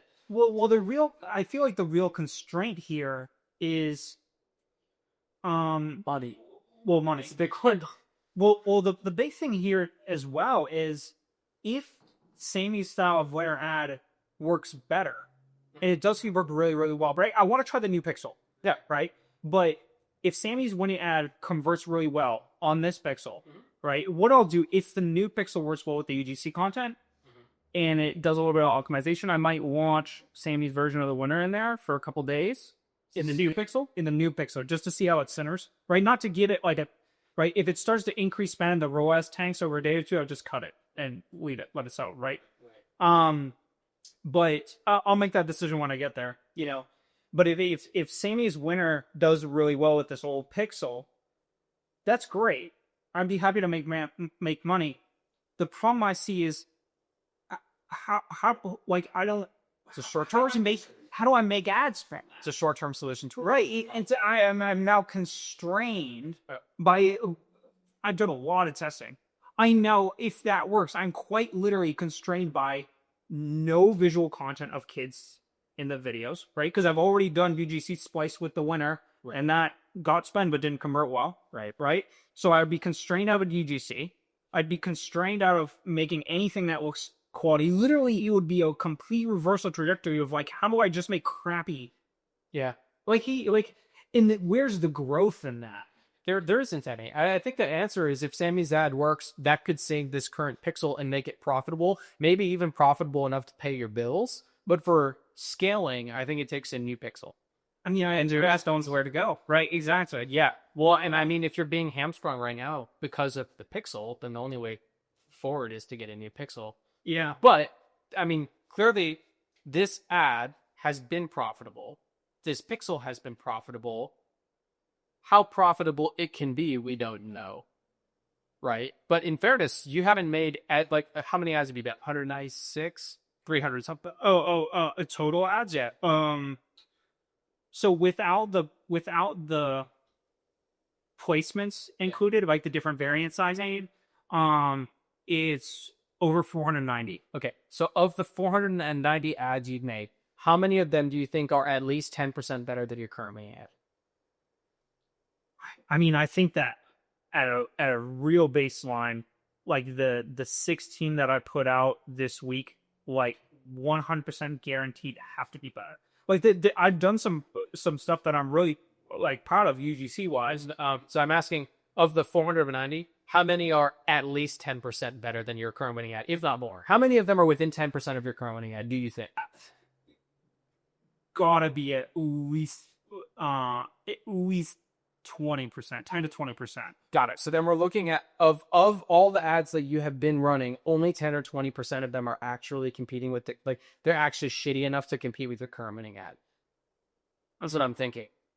Is of all the ads you've made, how many of them are crummy enough to actually compete with the winning ad? Because the better you get, probably around 10%. Yeah, the better you get at making ads, the less they can compete with your winning ad, because the people that they're showing the crummy ad to are the people who are buying from the shitty ad. So those can't be compared. So really, of the 490 ads you've made, only 50 of them are actually competing, and even then, you're designing them to be better, not worse, right? And I'm of the opinion that even if it's profitable.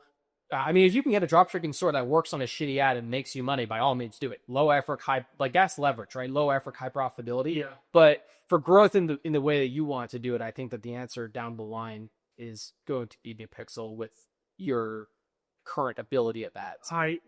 It's just like I'm just running out of things to try, and I've tried most everything I've been suggested.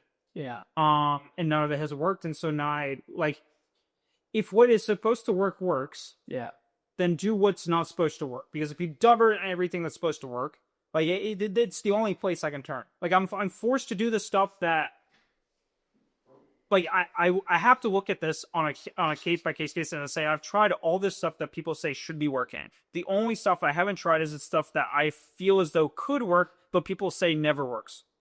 And so I'm gonna try the stuff that people say never works because. It's all I have. My only reservation with a new pixel would be, is there a chance, okay, we think that your current pixel's pretty fucked compared to the ads that you want to be making, right? Yeah. If you open up a new pixel and you put it in the same ad account in a new campaign, is there a risk of it being in the same ad account being an issue? Could your ad account be corrupted in some form or fashion, or should you start full clean state, new ad account, new pixel?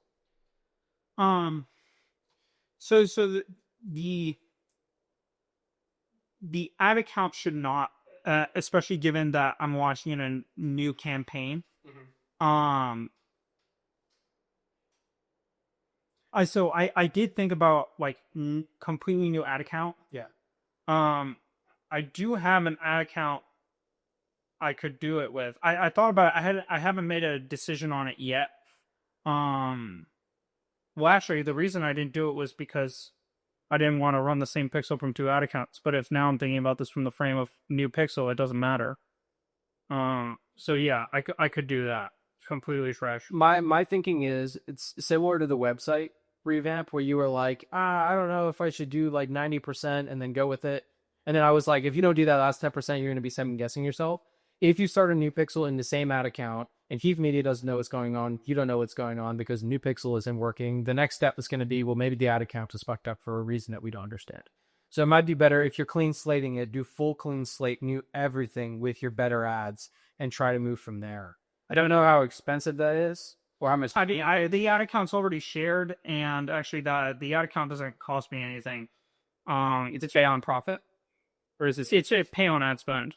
Okay, got So I get about $500 in there. I pay 4%. Okay, got it. So it really doesn't cost me anything. You should ask Keep Media in your meeting tomorrow if they think that's a good idea.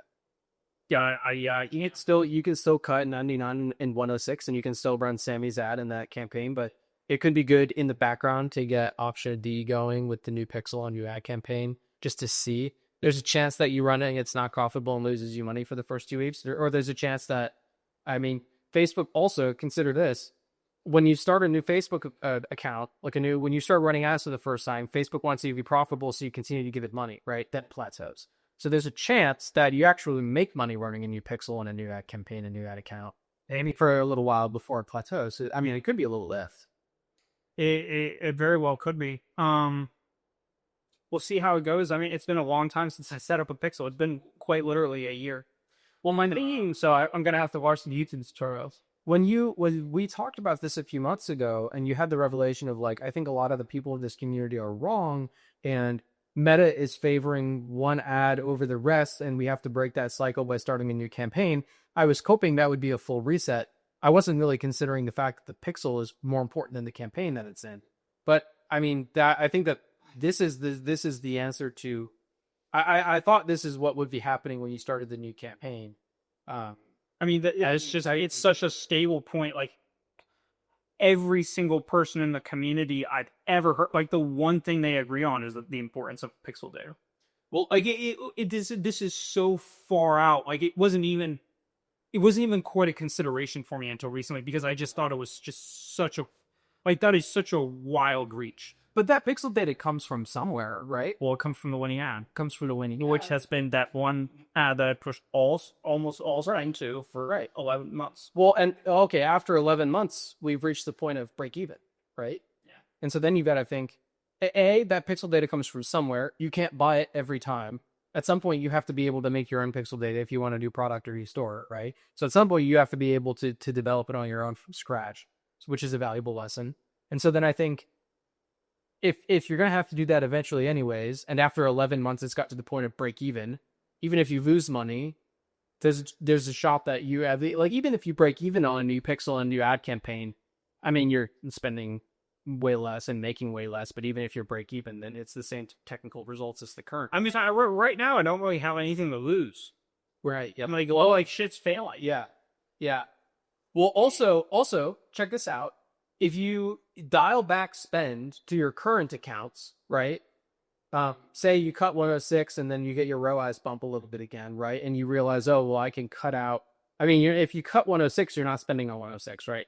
If you decrease the spend on that ad set a little bit, then you free up a little bit more liquid cash to go put into a new pixel and try something there. And this is a big benefit, I think. If you start completely from scratch and you have all your data completely from scratch and you take that to Heath Media and it's still fucked up in some form or fashion, they might know how to fix that fuck up. Yeah. But if you bring everything to them and you're like, listen, I started everything from scratch. Here's the ads I'm running. It's got on a new ad account and still there's this issue and they don't know how to fix it. You could be like, dog, give me my money back. I'm going to go get my real estate license. Tell them this. Not actually, but then you got grounds to ask them, what did I pay you for? Because I don't have any answers either. I'm paying for answers that you don't have on my day, so I'm stuck now. I'm trying everything. It's definitely the only answer past that is new product, but I hate to say that because this product's been profitable, so we know that there's a way. It's gonna be what it's gonna be. It would really hurt for a new product because So, I mean, I have a ton of research and effort and content for this specific product already, and I know it really well. Yeah. I mean, it would be painful. I mean, if I have to go away from this product, like if nothing is working, Yeah. it will be I would just mass volume test products with TikTok content. Yeah. I mean, that's how And then we'll just be yeah. iterate. Yeah, and I'm hoping it doesn't. Which sucks because I don't want to do that. Well, my thinking is either Sandy's ad works on your current Pixel, it is slightly green and you can afford to stay out of a 9 to 5, or the new Pixel works and it's slightly profitable and it's a little bit green and you can try to scale it. Eventually, like even if it goes gangbusters and you're making tens of thousands of dollars a month, right? Eventually you're going to want to do a new product. So at some point you're going to have to do that. It's just ideal if this current one can make you enough money so that you could test new products best. Yeah, I mean, I feel like I have the highest.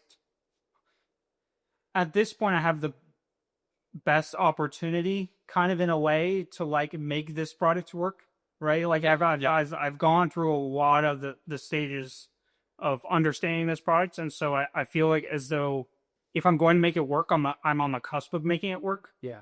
And so, I'm giving a few more shots. Hormozi's push versus pivot. You pivot when you can't think of any other ways to push, right? Yeah. And like we still have cut 109 and 106, try Sandy's ad, try new Pixel and new ad account, right? And if we try all those things, the green teeth media, then they don't know what to do and no one knows what to do. We're really fucking stuck. Then you pivot, but until then, you got something to try.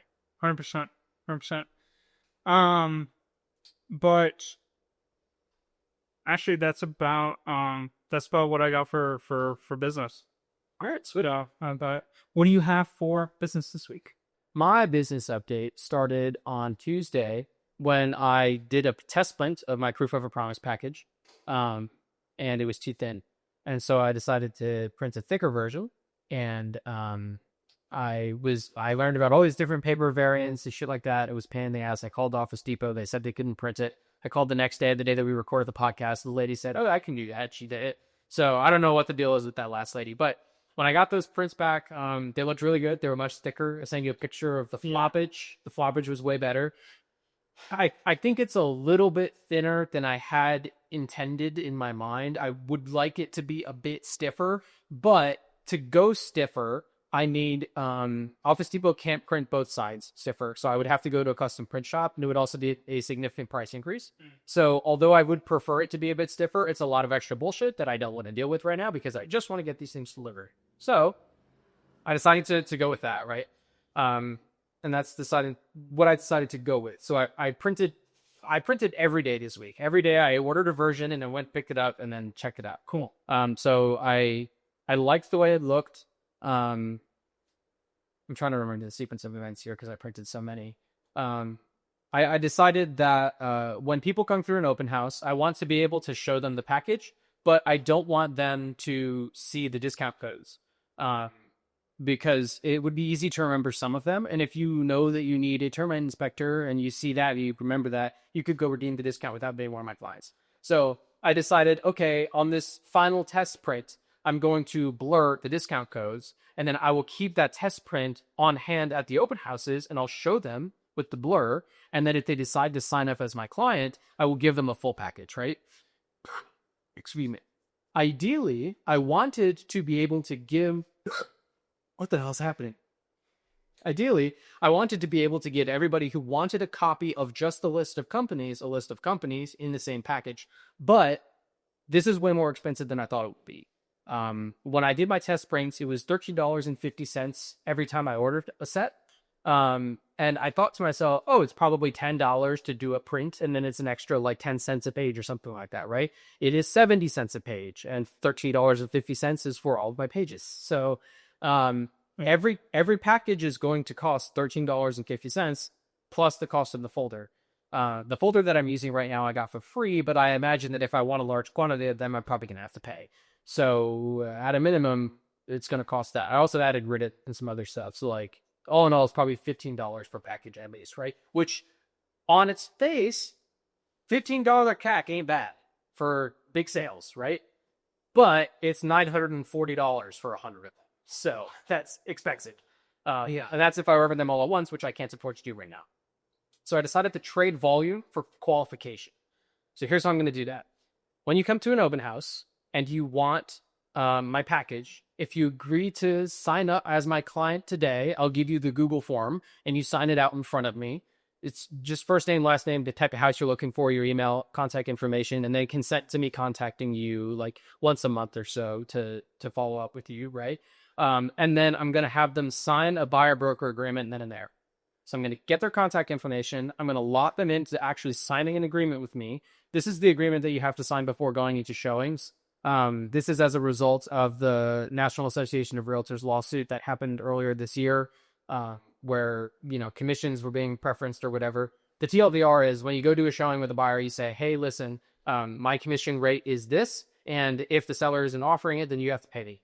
Yeah. And then any houses that I show you, if you end up buying that property, regardless of who it's with, I get commission. So if I send you a list of 100 properties, and then you go to a different real estate agent with a lower commission and you buy one of those properties, I get a commission. Your mic is flashing again. What the heck? Now it's fine. That's weird, dude. I don't know. It's so strange. It's alright, sir. It is what it is. So yeah, We'll work it out. If the audio's all wonky, I'll do it off the camera. Well, the first 40 minutes are wonky anyways, so it's okay. Anyways, so that's the way I'm going to do it. If you want to be my customer, if you want to be my client, you fill out the form, you sign the buyer broker agreement, and we move forward. I give you the full package, right? If you already have an agent, but you're interested in my package, I will offer to take your contact information and I will email you a digital copy of the blurred version. So you still get the list of preferred companies, so you know who to call if you have an emergency or you just want like a recommended vendor, right? But you don't get the discount code unless you sign up with me and do everything, right? If you would like to change real estate agents from your current one to me, that's cool. We can void these buyer broker agreements by just having their broker issue you a release form, basically, and then you each sign a release form. But that's between you and your real estate agent. So you go talk to them. If you're interested in doing that, come back to me once you've completed that, and then we can sign our package and you go, right? And so as a result of that, I wanted to finalize my packages digitally and have PDFs that one is the preview package with the blur and one is the full digital package. What's nice about that is that everybody who comes through and is interested, I either email you your blurred preview and then can put other stuff in that email about how awesome I am as a real estate agent. And then if you did sign up with me entirely, I can start our dialogue with, hey, here's your full digital copy, just in case you use the nice one I gave you. When would you like to meet up to discuss more about your situation or whatever, right? So I can use that as kind of an in, which I really like. So I wrote the email templates for each of those versions, so I can just plug and chug those emails when they eventually go out to people. I did my final revision. I used AI to tweak the banner at the top behind the title. It's the slate slab that I actually used in our bar PowerPoint when we were doing that.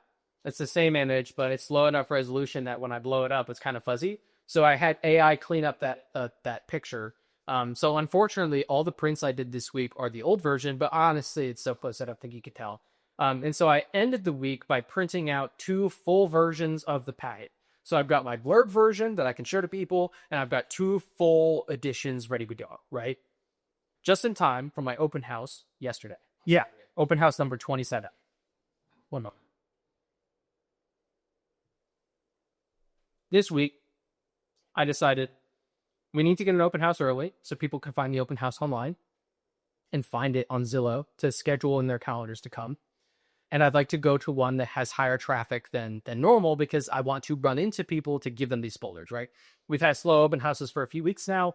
The market is slowing down, or it always slows down in the winter, but some houses are better than others, and I usually know which houses are better than others.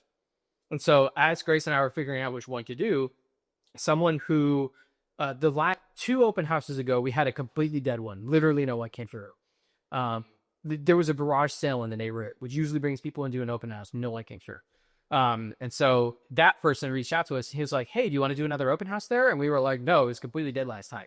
And he was like, oh, that's odd. Every open house that we've done there has actually been really successful. We've had several groups come through, even in the slow season.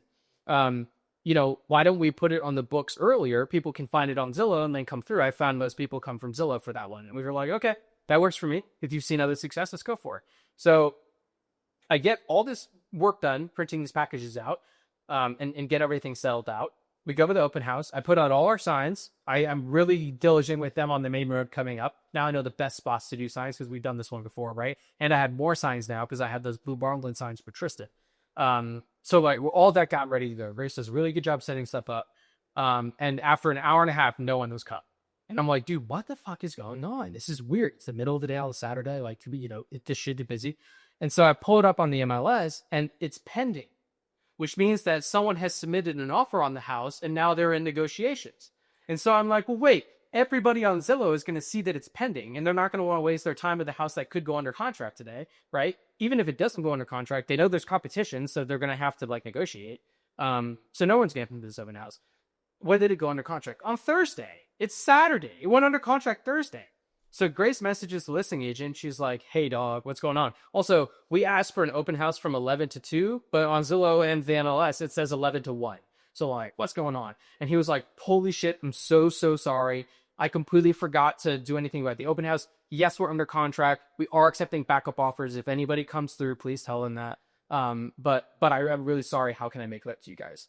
And on the one hand, I'm kind of annoyed because like I've been trying to get these packages done for weeks, and every time I get really lucky with no one coming through the open house.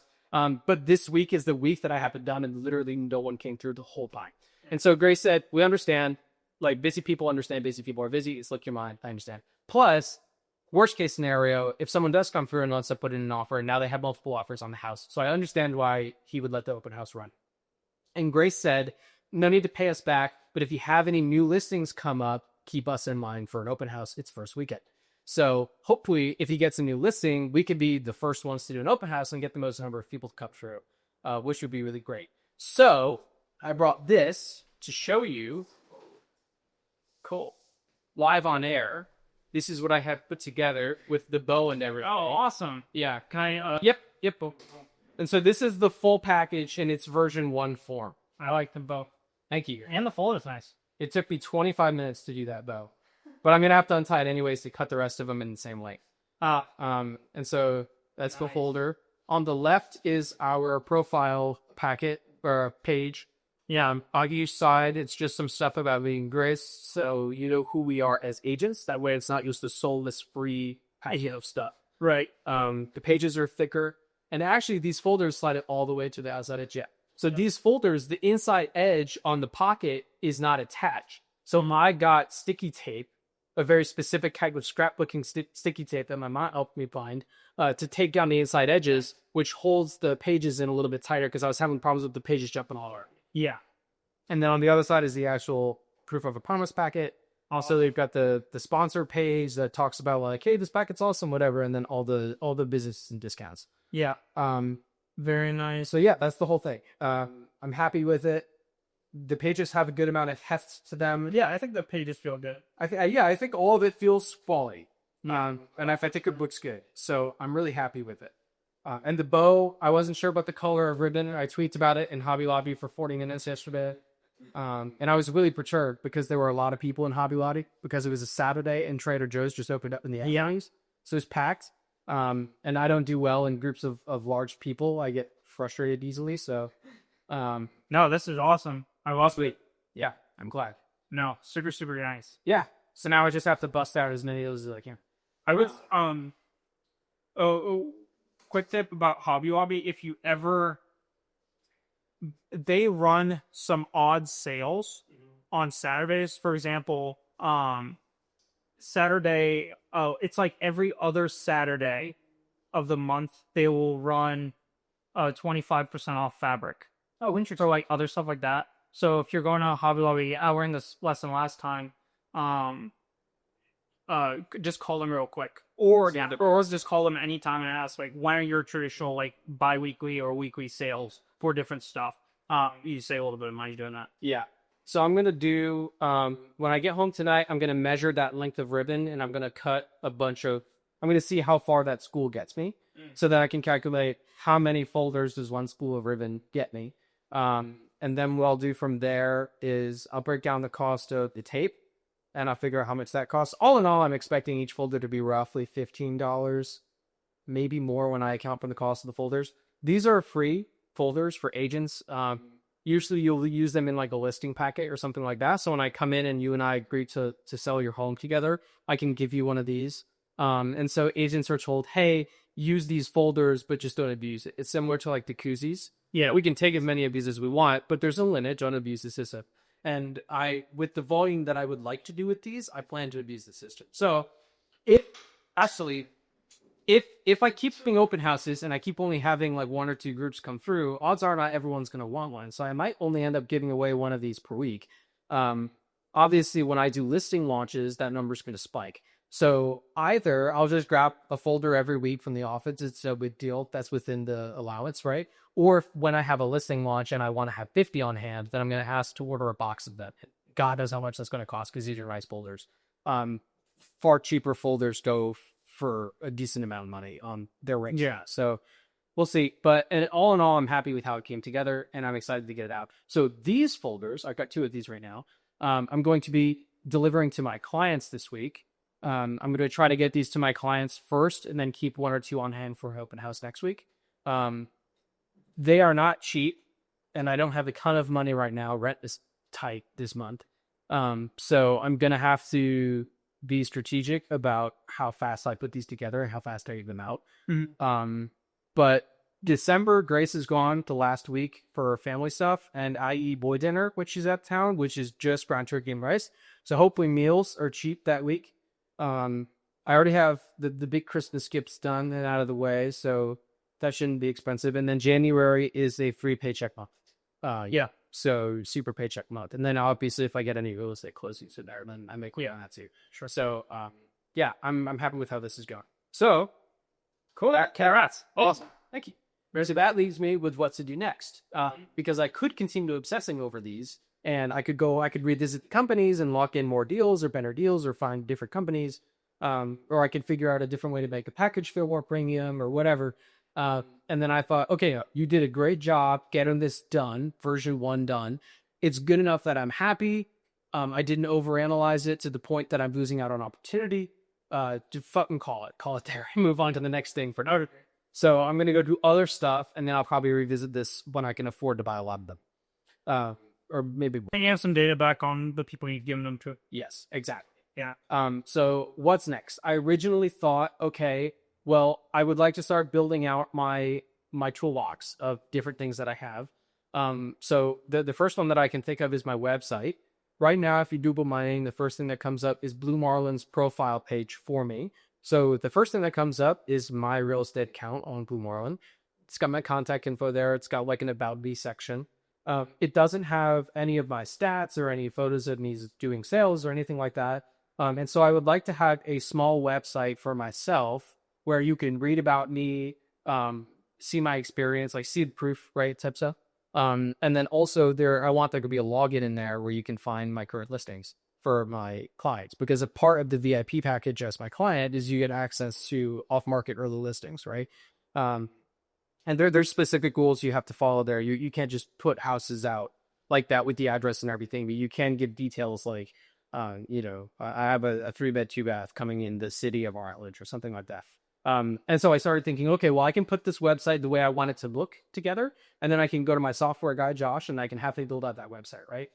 And then I thought about it and I was like, okay, that is most beneficial when I have listings to advertise. And that's a benefit of being my client. If I build a website right now and then I tell people they can see my early access listings, they go to my website, log in, and I don't have any early access listings, that kind of looks like shit. So really all the website would be doing right now is it would have an About Me page and my stats. Well, I already had an About Me page with Blue Marlin. Maybe it's not exactly the way I want it to look, but it's close enough. So I'm just going to leave that. So I decided to put a pin in the website. So then I thought, what's the next thing? Well, if I get all these people's emails, I'm going to have to follow up with them once a month and say like, hi, are you ready to go buy a house? And it's really easy to fall off someone's radar. A lot of people say a real estate agent that clients use is the last one that they heard from, right? And so I need to figure out a way to be in these people's ears all the time without sending dedicated text messages every week. And so the answer to that is the newsletter that I drafted up and tested a few months ago. And at that point, I had one format, and I was like, I'm going to send out a newsletter every week with the goings on in real estate. And then I realized really quickly, either I have to write a newsletter from scratch every week, which is really arduous and time consuming, or I have to use the same template every week, which is really bland and gets old fast. I don't want either of those. So I decided this week I'm going to have a cycle of 4 different templates for the newsletter. I'm going to send it out on the 1st of the month, the 7th, the 14th, and the 21st. So you're going to get it every week, and then a gap from the 21st to the 1st. So instead of getting, because I wasn't sure, do I do one every 2 weeks? Do I do one once a week? I don't know. And the way I figured out the schedule is I want to send one on the 1st of the month every month with a summary of the Brevard housing market in the month previous. So I wanted to get that summary as soon as the month is over, the 1st of every month, even if it's like a weird day, right? Sunday. No one's checking their email Sunday, right? You're going to get the email on the 1st. And then from then I was thinking, well, what if I do the 1st and then it's like the next Monday? Well, what if the 1st is on a Sunday and then I email people on Monday? I don't like it. So I just decided it's going to be the 1st, 7th, 14th, and 21st. Maybe it's on weird days. Maybe it's not. That's the way that I'm going to run it. And then that way you also have a gap between the 21st and the 1st, so that when it doesn't feel like you're being bombarded with emails every week, it doesn't feel like spam. And so I have 4 different templates that I'm following. Where do I have this sheet? Gotta have something with those. Here we go. Hit that. So the first day of the month, it's a monthly summary. It's got a market analysis. It's got the number 1 city, and then the number 1 sale. So what city is hottest right now for buying and selling, and then what was the highest priced home in this whole last month. And then it's segment on what it means for you as a buyer or a seller, who has leverage and why. That's the first one. On the 7th, you're going to get a Brevard housing variety report. So it's going to have a bottom 1% sale house, an average house, and then the top 1% house. And then I'll have a little section about like which fits you best. Maybe I'll put it in my personal thing or something like that. The 14th, it's a year-on-year analysis. So I'm going to compare the housing market today to a year ago. And then I'm also going to compare it to from today to a month ago. So I can say, hey, year-on-year houses are increasing in value, but this month compared to last month, the market's down a little bit right now. So I'm going to talk about trends. And then the last one of each month is going to be a Brevard living report, where I can put news on new developments. Like there's a new Trader Joe's in Vieira. I know that Melbourne is looking at building the hotel with a parking garage in the galley. I know that because I go to the city hall meetings. If you're a real estate agent, but going to city hall meeting, maybe consider using me. I could put that type of stuff in the email, right? And then I'm going to include Brevard history fun facts and real estate fun facts. So I've got Brevard stuff, and then I sneak peas in with the mashed potatoes in the real estate fun facts. So one of the fun facts that I have here is, did you know sellers who work with a realtor earn an average of $79,000 more than sellers who don't? Fun fact. And then you can learn that along with whatever Brevard history facts I can get it, right? So that's my cycle of 4. I've started writing the templates for each of them. I have my first draft at all these templates done. I'm not sure how well they're going to work with plug and play, because some of them have pretty specific data. So, for example, the Brevard Fun Facts one or the Brevard Historical Facts one, I don't want to have to go research a new fun fact every week. That's annoying to me. So I'm working with ChatGPT to come up with a list of like 50 of them. If I send this email once a month, then 50 is like 4 or 5 years of emails, right? So that's probably fine. And then at that point, I can reuse fun facts. So what I'm doing tonight is building out those list of fun facts. Same deal with the real estate fun facts. And then I'm going to start test drafting what did these feel like when I'm actually writing them, how much time did it take, and then how do I trim the fat and make it better. And then once that's done and wrapped up, then I'm going to get in the rhythm of sending newsletters out every week. And then I don't know what I'm doing after that. I think after that, I'm going to start reaching out to people from that high school contact list I have, because now I have a reason to contact people. Hey, isn't it weird when real estate agents call you and try to sell you something? I want to do the opposite. I want to give you free stuff. I want to give you this free packet with all these all these partnerships and all these discounts, right? You just have to sign up to be my client. So if you ever need anything real estate related, text, call, email, whatever you want. Easy. I have a reason to contact you because I'm giving you something, right? And so I might start doing that this week too. But that's my business update. So those are cold calls? Yeah. Sorry. Yeah. No, I think that's I like the cold calls especially. I think that's the proven model for a lot of the real estate guys. Yeah. Right? Yeah. And the cold calls. I think it's jump in and first cold calls will probably be rough. I mean, I know they'd be rough for me because I don't know how to do a cold call, but get better with repetition. Yeah. Well, I was rough with them a little while ago. I did some cold calls just with people who I have found on the expires list. Okay, so like, hey, your real estate agent failed to sell your house last time. I can help you sell this home, right? And it sucks because when you're contacting people to sell them something, how do I pick the phone? Like, how do I call someone? And hey, Joe, we haven't spoken since third grade, but I found you in a yearbook because now I'm a real estate agent and I need clients, and so I want to help you buy or sell a house, right? We haven't talked since third grade. Yeah. I don't fucking know you. Like, I'm calling you to get something from you, and that makes me feel gross. And so the proof over promise package is a solution to that. Where I'm not calling to get something from someone, I'm calling to give someone something. And I think that's going to be way easier to make calls with. Yeah. And it's something that I haven't seen other real estate agents do. Yeah. So I think it'll be cool. Yeah. I look forward to it. Yeah. It'll be fun to see. What lessons did you learn this week? So lessons were this week. Kind of a similar vibe to what I've had in previous weeks. I don't really have any direct proof of like the new campaigns working super duper well, or the UGC content I put out working super well. You know, I went through some of this stuff I'll be testing this week. But what I wrote down is the only way out is to just keep pushing. So that's what I'm gonna keep doing. You know, I may have to pivot to a new product or whatever, right? Depending on how it goes. But the work just needs doing, and I'm just gonna keep pushing for it and try new stuff. I mean, I say that something has to hit eventually, and you know, I feel that to be true. I'm surprised something hasn't hit a little bit more yet. But I'll keep trying, keep pushing. Yeah, I'm surprised too.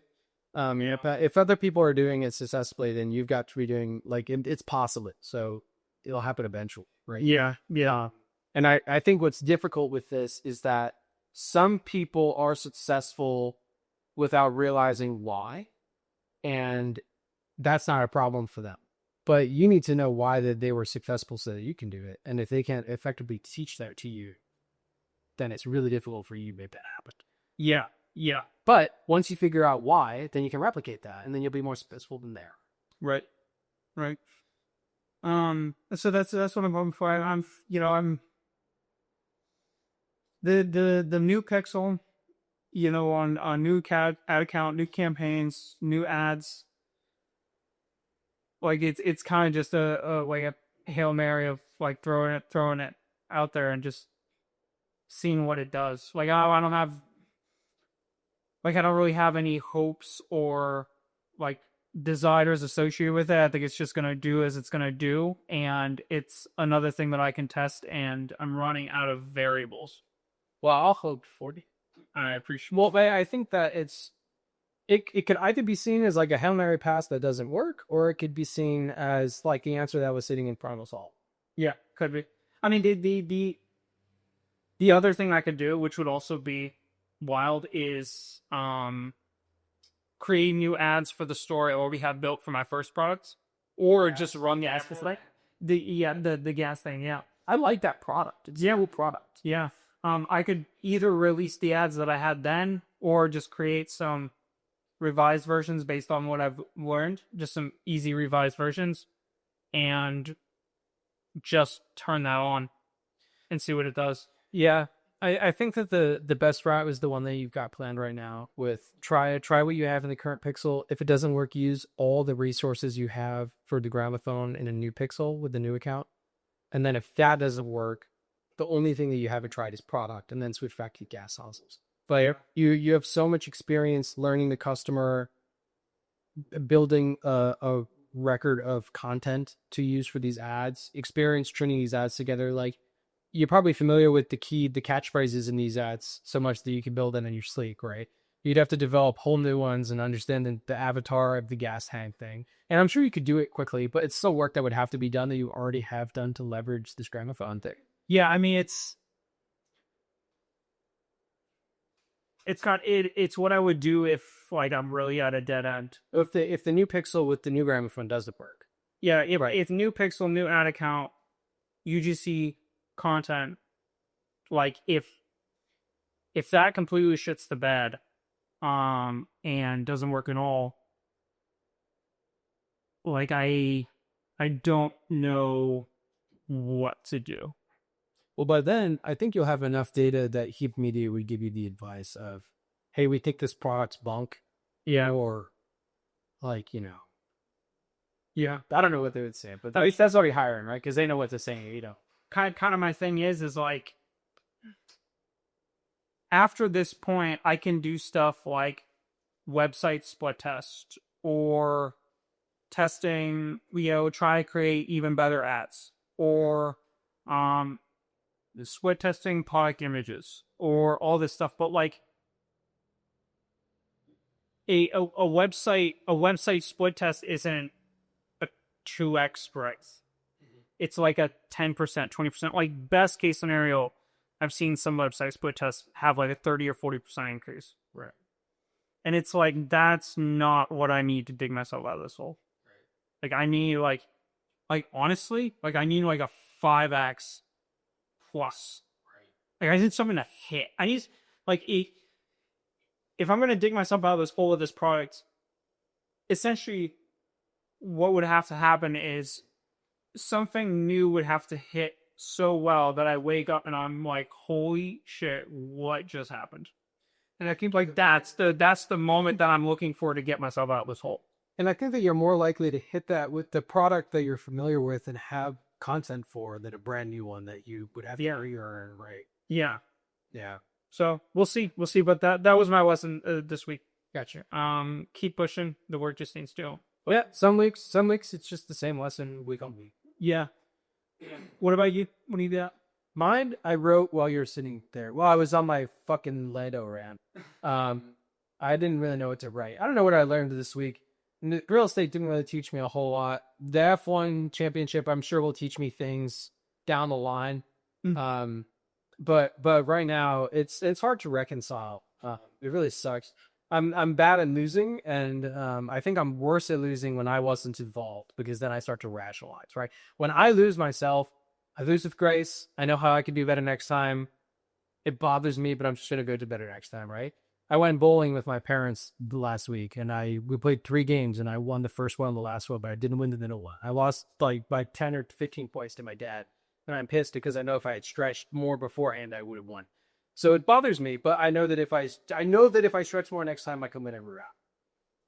But I had nothing. I didn't contribute at all to the Red Bull campaign this year. I bought my Red Bull, but that's it. Yeah. So it's frustrating. It's frustrating too because this would have been 5 championships in a row, which has only been done once by Michael Schumacher. I think it was deserved. I think it is the greatest comeback in motorsport history, but it would have been remembered more if he had won it. Which is sad, and it's won by someone like, if Oscar Piastri had won the championship instead, like if Max and Lando DNF'd and Oscar won, I still would probably be sad, but I wouldn't be as sad because Oscar's not arrogant, and he, like on the weekends where he did poorly, he didn't make mistakes, he just wasn't fast, he was just slow in that car. And on the weekends that Lando doesn't win, he's making fucking dumb mistakes. He's trying to pass on the grass. Even today, he had to pass Yuki Tsunoda, who had gone out on hard tires, waited for Lando to pit, and Lando had to overtake him on track. And so Yuki was going to hold him up like Checo did in 2021. But Checo is an incredible defensive driver. Yuki Tsunoda is hot. Yuki Tsunoda weaved on the straight to try to break the toe. Didn't move under braking, but it was close. He weaved on the straight to break the toe. And Lando Norris tried to pass him. He passed him fully off track. So Yuki Tsunoda got a penalty for making more than one move in defense, which technically the way the rules read doesn't really work because that's only under braking that you're allowed. Did not supposed to make more moves. He was weaving on the straight. That's different. He weaved on the straight, and it was very clear that he was going to be taking the inside defensive line. And instead, while he was weaving, Lando Norris went for a move on the inside, on the straight, completely off the track. So it was up in the air. Is Lando Norris going to get a penalty for passing off track and getting an advantage? Is Yuki going to get a penalty for defensive driving, moving under braking? Who knows? Then ultimately Yuki got the penalty, even though I think the way that the regulations are written, Lando should have got a penalty for passing off track and getting the advantage. I think it was marginal enough and a championship finale enough that the stewards just didn't want to bother with it. But I've seen some breakdowns already that are people saying like, hey, this penalty was not handed out correctly. And so, like, it was the type of mistake. Or Canada, he did the same thing. He tried to pass Oscar Piastri on the side that Oscar had already chosen, and then Lando drove on the grass and hit the wall. Like, he just made, like, fucking stupid mistakes. And so I'm still bitter. But the lesson that I learned in the first 3 hours of me coping is to jump in with both feet. So this quote by Lando from last year, when Lando was defending like a fucking lunatic against Lando Norris. I think this was in... I can't remember what race. He defended really hard against Lando to the point that Lando was scared to pass it. And I think he'll still be scared to pass. He'll still be scared to race with Max next year because Max instills fear in Lando. We've seen that. The only reason Lando won the championship is because he didn't have to go wheel to wheel to Max in a car that he could fight with, right? In Mexico, where Lando won by like 40 seconds, he was scared of Max, who finished P3. The Red Bull was not good in the thin air. They did not have a good aerodynamic package. Max was fighting Charles Leclerc for P3, 35 seconds behind Lando at the end of the race, and Lando was still scared of Max. In Brazil, same thing. Max qualified in the pit lane, but he made it up to the podium, and Lando was still afraid of Max. Like, that's one to carry forward into next year, and I don't feel that type of driver is overall championship caliber when there's the likes of Max Verstappen on it. So, here's this quote that Max gave last year. An interviewer asked him, Max, you could have just let him by. I mean, you're leading the championship. And Max said, I could also stay home. I'm here to win, not to finish second. When you're fighting for the win, why can't you fight in a hard way? And I like that. And that's why he's my champion. And that's why I resonate with him, is because I think that when you do something, you need to jump in with both feet. Yeah. When I do something, I prefer to jump in with both feet and do it all the way. You know, I don't want to do like 3 different side hustles. You know, on the side, I don't want to go dabble in a bunch of different things. I want to pick one thing and get really good at it. Yeah. Yeah. I mean, this whole year has been, you know, me jumping into this with both feet and on one thing, just hammering it. Ooh, so I was having that. We probably make good friends if we both believe that. Cool. That's it. That's my life update. Very nice. Do you want to dial us in? Yeah. Awesome. So this is a quote. I'm going to fucking triple down on the Lando Norris hate. And it's not going to go away until it fixes it. I read a quote in one of our breaks that he is like, today after winning the championship, he's like, oh, I've said some really mean things and I wish I could take it all back because Lewis is such a great driver. And it's like, you can really tell the quality of a person by how they treat people when they have nothing and by how they treat people when they have everything, right? Yeah. And if you treat people like shit when you have nothing and you treat people great when you have everything, you're not a good person. You just have more than that, right? And when you treat people well when you have nothing, and then you treat people well when you have everything, it's a sign of a good person, right? And I hope that we are those people in the days that we have nothing. I try to treat people in my life well, and I tend to do so assuming we get successful, right? Yeah. But today I'm bitter, and I'll stay that way. This is a quote from Alain Prost, who, in my reviewing of the Formula One all-time records, I went through season by season and looked at every season's standings, and I looked at all the... Alain Prost has some fucking incredible runs, dude. Yeah. He is genuinely a handful of points away from being like an 8-ton book champ. Great driver. And Formula One did an event at Goodwood this past year where they had most of the current living Formula One champions sit down and do a talk together. And the way that he handles himself is just so impressive. Like, as upsetting as 1989 was, when the French FIA rigged it for him, he's still an incredible driver. And the way that he speaks about Senna, too, is the same. He says, as much as I hated Senna on track and as much as we got in our beef, our stories are intertwined. You can't tell one without telling the other. And, you know, as much as we didn't get along on track, he always spoke very highly of me off track, and I did the same. So I wish I inspired respect for him. And that's the type of driver that I want to see. Yeah. Right. Here's the quote. For Lando, you need to give him a dominant car and team orders so he can fight for the title, and even then he'll fail. He's useless. From a 4-time world champion. Okay, that's it. I'm done. Awesome. Well, I'll be back with more Lando hate next week. there you go.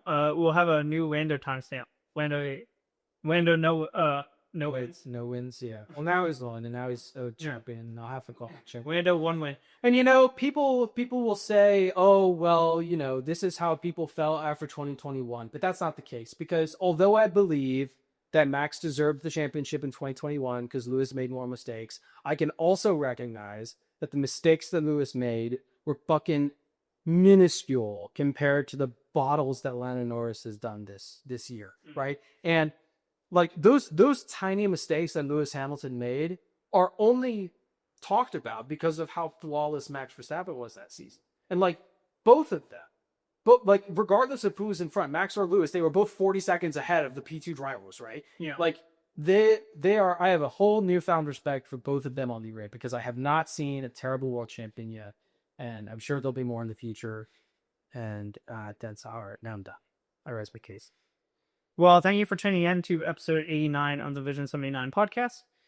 Hopefully you have a great week. We'll come back next week with some more updates, and we will see you next time.